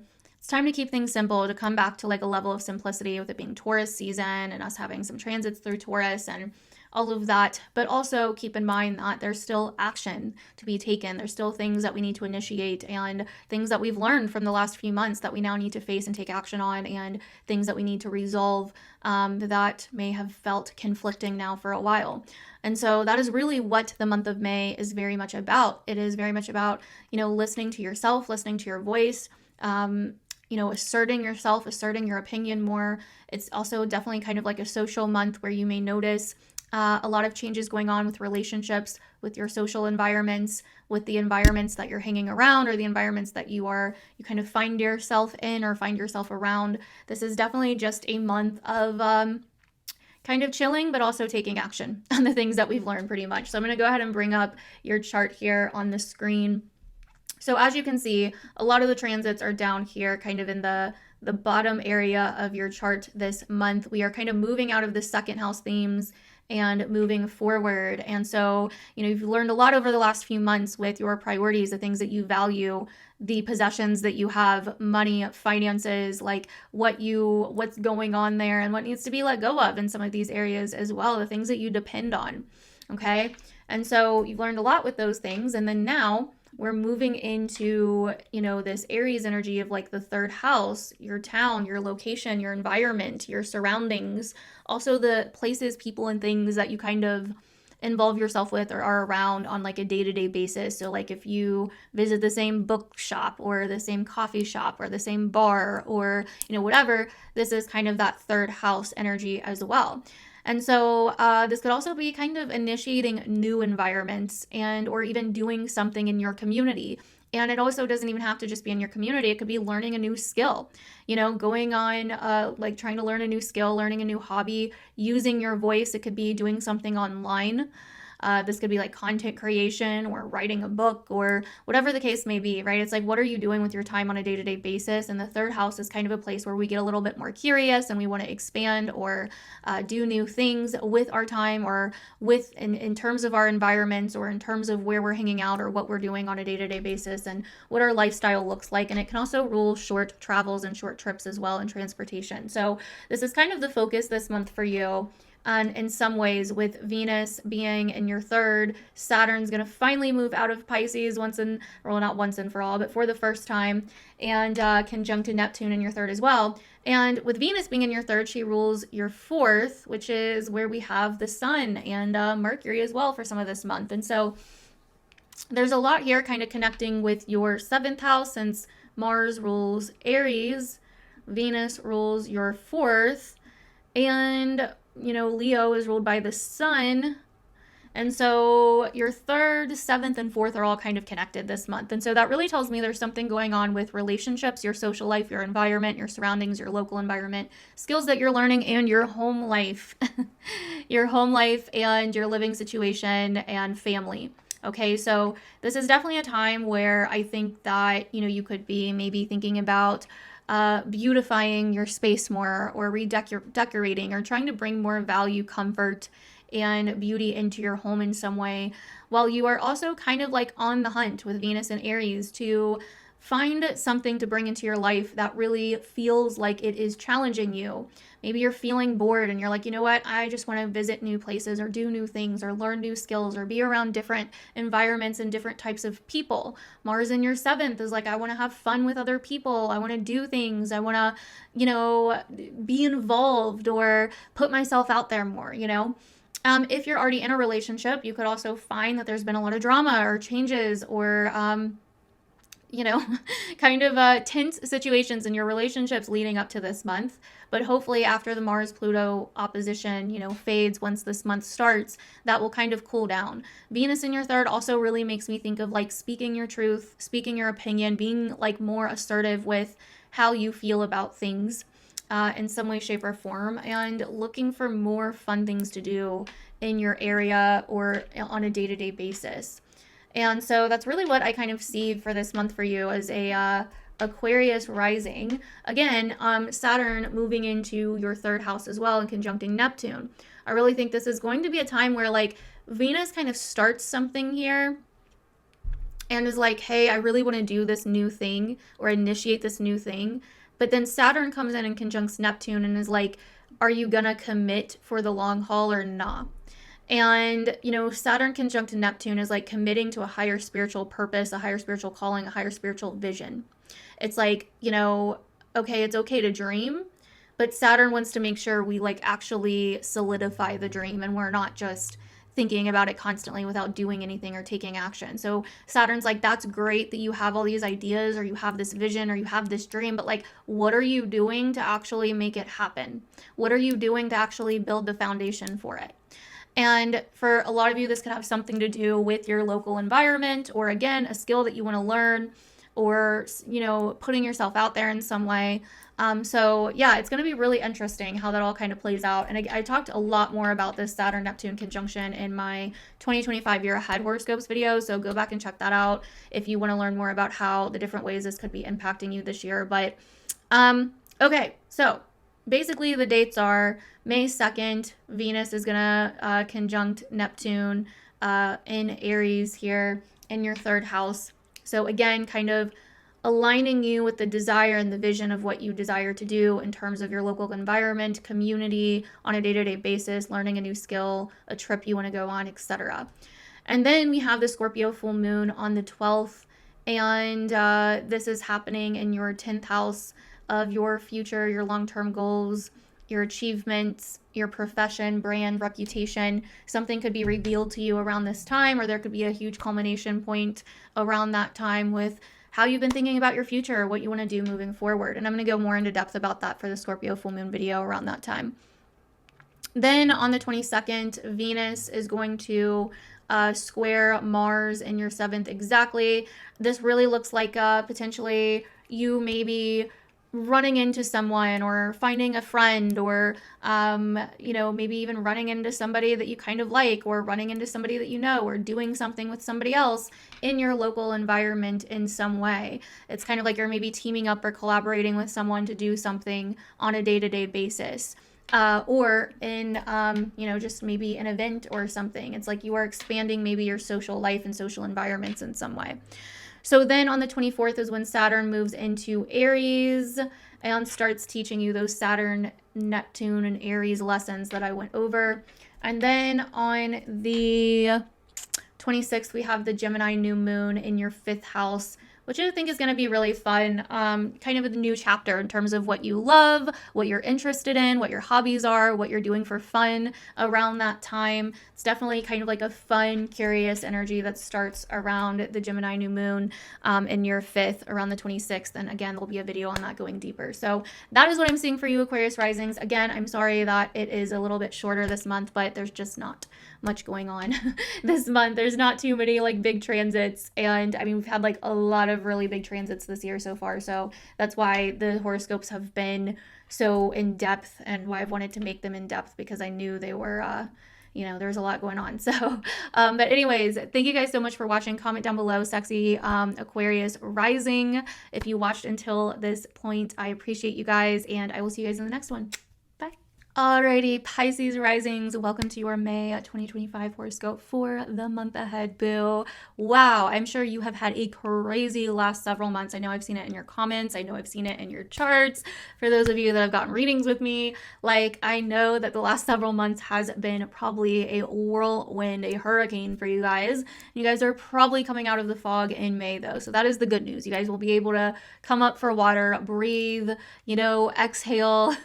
I think that that's probably going to be the craziest time of the year for you guys, just because, all the retrogrades in your sign and all of that. But now we are finally moving out of all that in May. May is definitely a more earthy month. It's a more grounded month. It's going to be more about, grounding and stability and practicality and simplicity, stopping and smell the roses, kind of leaning back into embracing beauty and embracing the things that feel good, allowing time to slow and not needing to be in this fight or flight kind of energy anymore. It's okay, let's breathe, let's, calm down, let's come back to a place of safety and security. And, it's all right. We're here. We survived. Okay. We survived. Come back to the here and now, come back to the present. Alrighty. That is so much what May is about. I'm going to go ahead though and bring up your chart here on the screen. So there's not too much going on in May. There's not really a lot of big transits. We have some things going on between your 3rd and 6th. We have some things going on in your 2nd, but overall, nothing like we've had, okay? And I think overall this is what do you want your day-to-day life to look like? It's about really grounding into the here and now, and the best way that I kind of describe this is if you've been focused on all kinds of chaos going on around you or going on in the world at large or going on somewhere else, the 3rd house is kind of come back to your life right now. What is going on right now?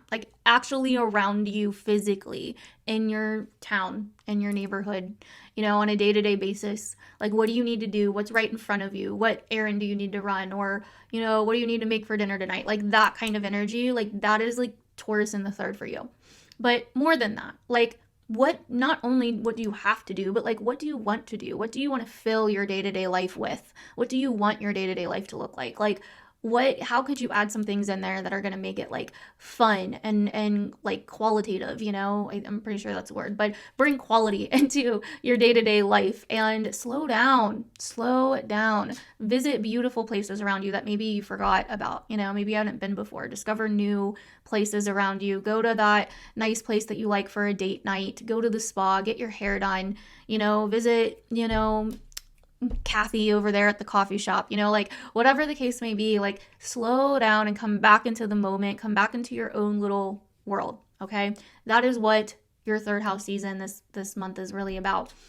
Now, there will be some, you know, little things that may arise with Mars in your sixth squaring some of these Taurus transits. So there may be some work drama that kind of like, you know, ruins your vibe, or like you're having like a nice picnic and then you get like a call from work, or the, you know, egotistical guy at work decides to say something dumb in the group chat and it kind of like dampens your mood a little bit or something. But that's fine. Okay. Let him be who he wants to be.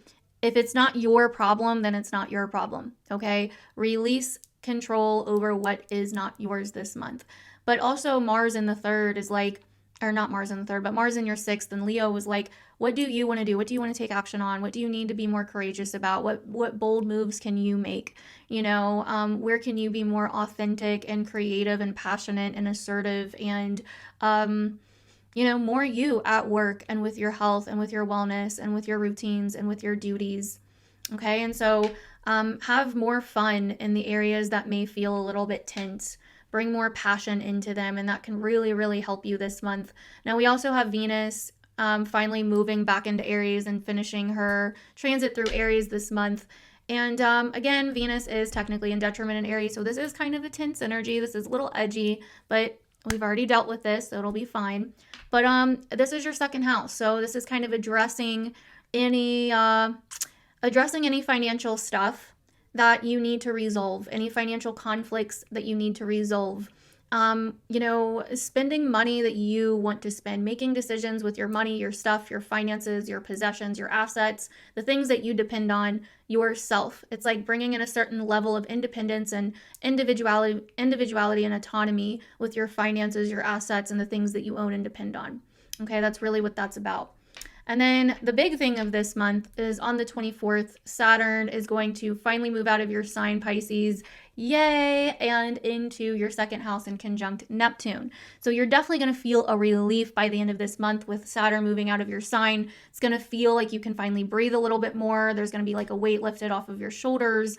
And, you know, you've probably been thinking like very seriously about like who you are and what you want to commit to and proving yourself and discipline. And it's probably just felt very restrictive with just trying to be yourself or going after what you want lately. But now with Saturn moving into Aries and conjuncting Neptune, that weight is going to lift from your shoulders a bit.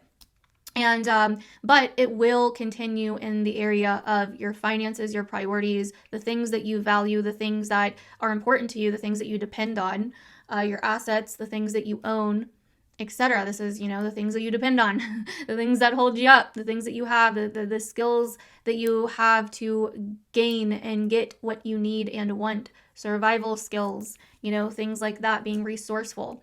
So Saturn moving in here and conjuncting Neptune is going to really kind of have you potentially starting to feel at the end of the month and through the next few months, like maybe you want to commit to some kind of higher spiritual vision or higher purpose or higher vision or dream financially or to do with what you own. It's like, I want to make this happen, but it's going to take a lot of work, or I'm going to have to like really, really commit to it. And it's going to be challenging, but I want it. And that's the kind of energy that I think is coming in at the end of the month. So that is basically this month. A few of the dates to watch out for are the 2nd is when Venus and Neptune come into their exact conjunction and you kind of align with that higher vision or that higher desire of what you want for your finances.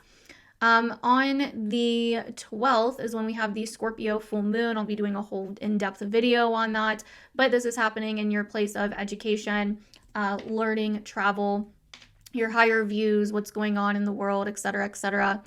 And then on the 22nd, we have Venus and Mars coming into their exact trine. This is really good. It's like whatever you're doing at work or with health and wellness is definitely helping you either financially or with your priorities and the things that you depend on and have and own in some way, shape, or form. So it's like your finances and your possessions and the things that you have and depend on are working in harmony with your job, your work, the stuff that you're doing on a day-to-day basis for yourself or to take care of yourself. Okay, and so then on the 24th is when Saturn moves into Aries and joins Neptune, which I talked about. That's the big deal of this month.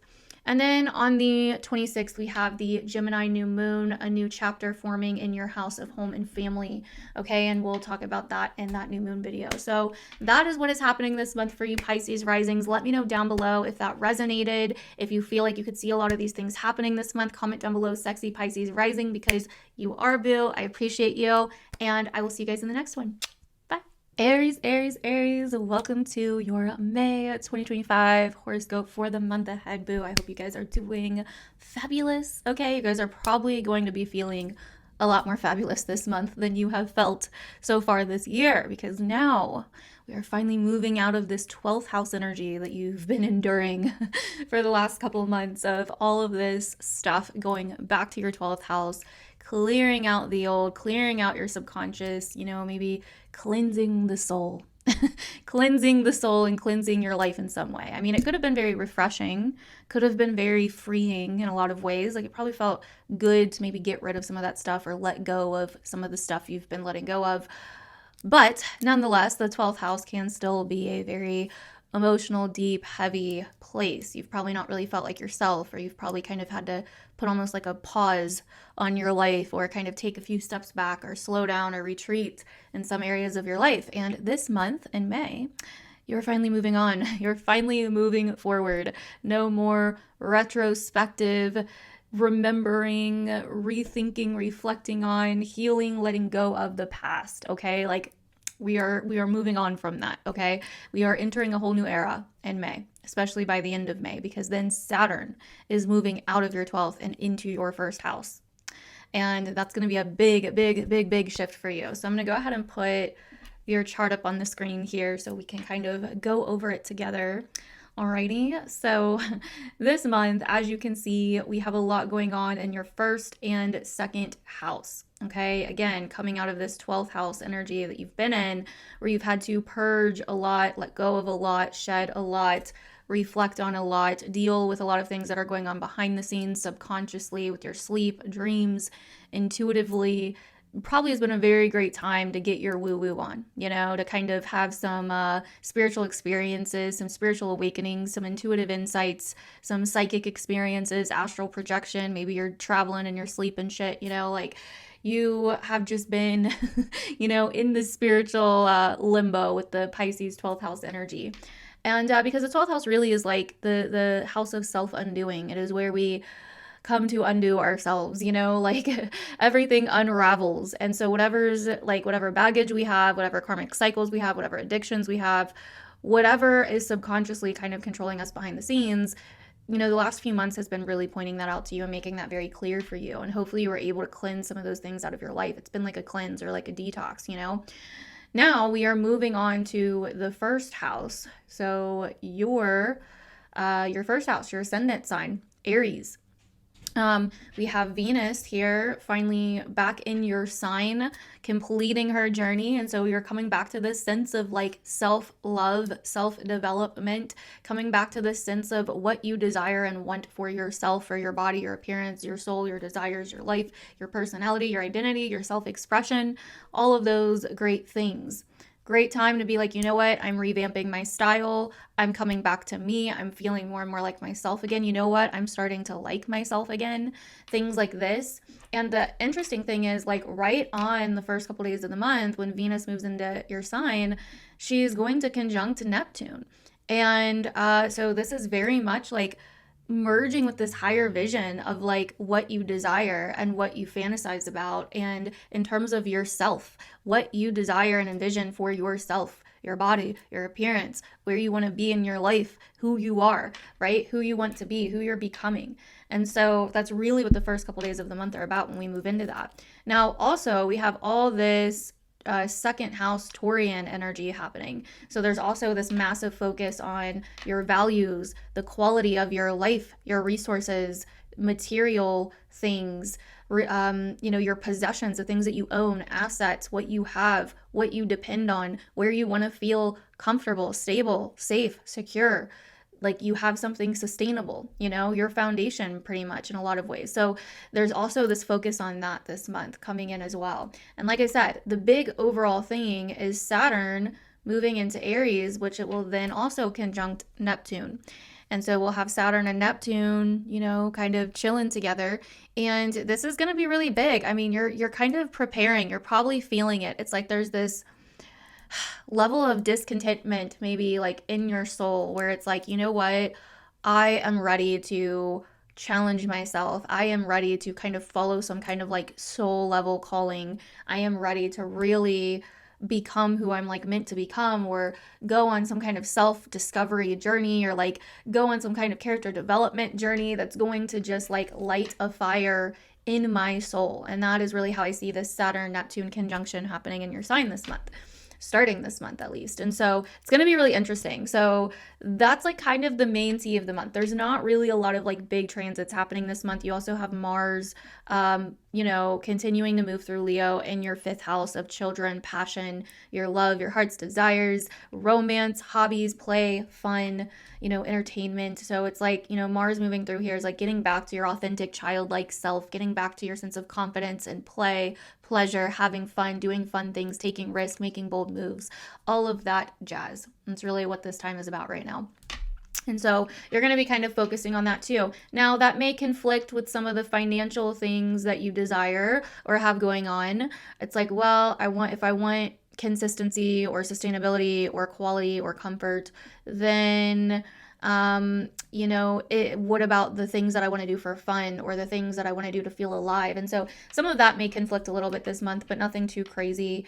But anyway, so that's basically what's happening this month. If you're an Aries rising, I've been like, these are shorter just because there's not that much going on this month. But I've been going over some of like the dates for you though. Venus and Neptune come into their conjunction right at the start of the month on the 1st and the 2nd. So be paying attention what is coming up for you around that time. It technically starts the very end of April, but it will be exact on the 2nd of May. So really pay attention what is coming up in terms of fantasy, desire, love, attraction around that time. It's a really good time to kind of romanticize yourself, and who you're becoming or where you want to go next in your life. And so then on the 12th, we have a Scorpio full moon, which is going to happen in your 8th house, kind of intense, going to bring up some deep stuff related to finances, resources, fears, stuff that needs to be faced and let go of so that you can have more stability, quality, and harmony in your life financially. And then on the 22nd, we're going to have Venus trining Mars in your 5th house. Okay, so this is really harmonious.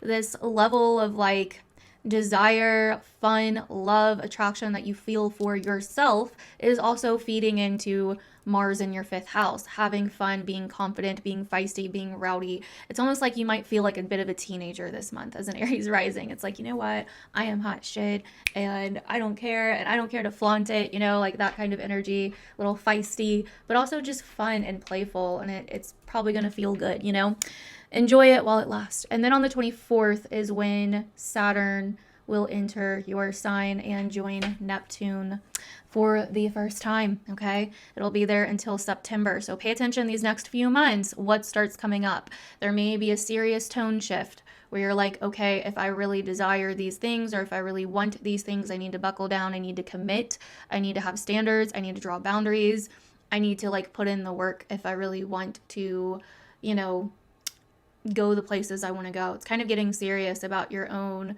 dreams and visions for yourself, your goals for maybe yourself, your body, your life, And then on the 26th, we have the Gemini new moon in your 3rd house, new chapter, new beginning, and environment. you know, your day-to-day life, your day-to-day lifestyle, your local environment, short travels, extended family, all of that. We'll talk about the full and new moons and the full and new moon videos more in depth. So that is what's happening this month, Aries. Hopefully it was helpful. Comment down below, sexy Aries risings, because you are. Boo. Let me know down below if you feel like this is going to resonate for you this month, if you're kind of already feeling some of these things. I'd love to hear your feedback. And I love you guys. I thank you so much for watching, and I will see you guys in the next one.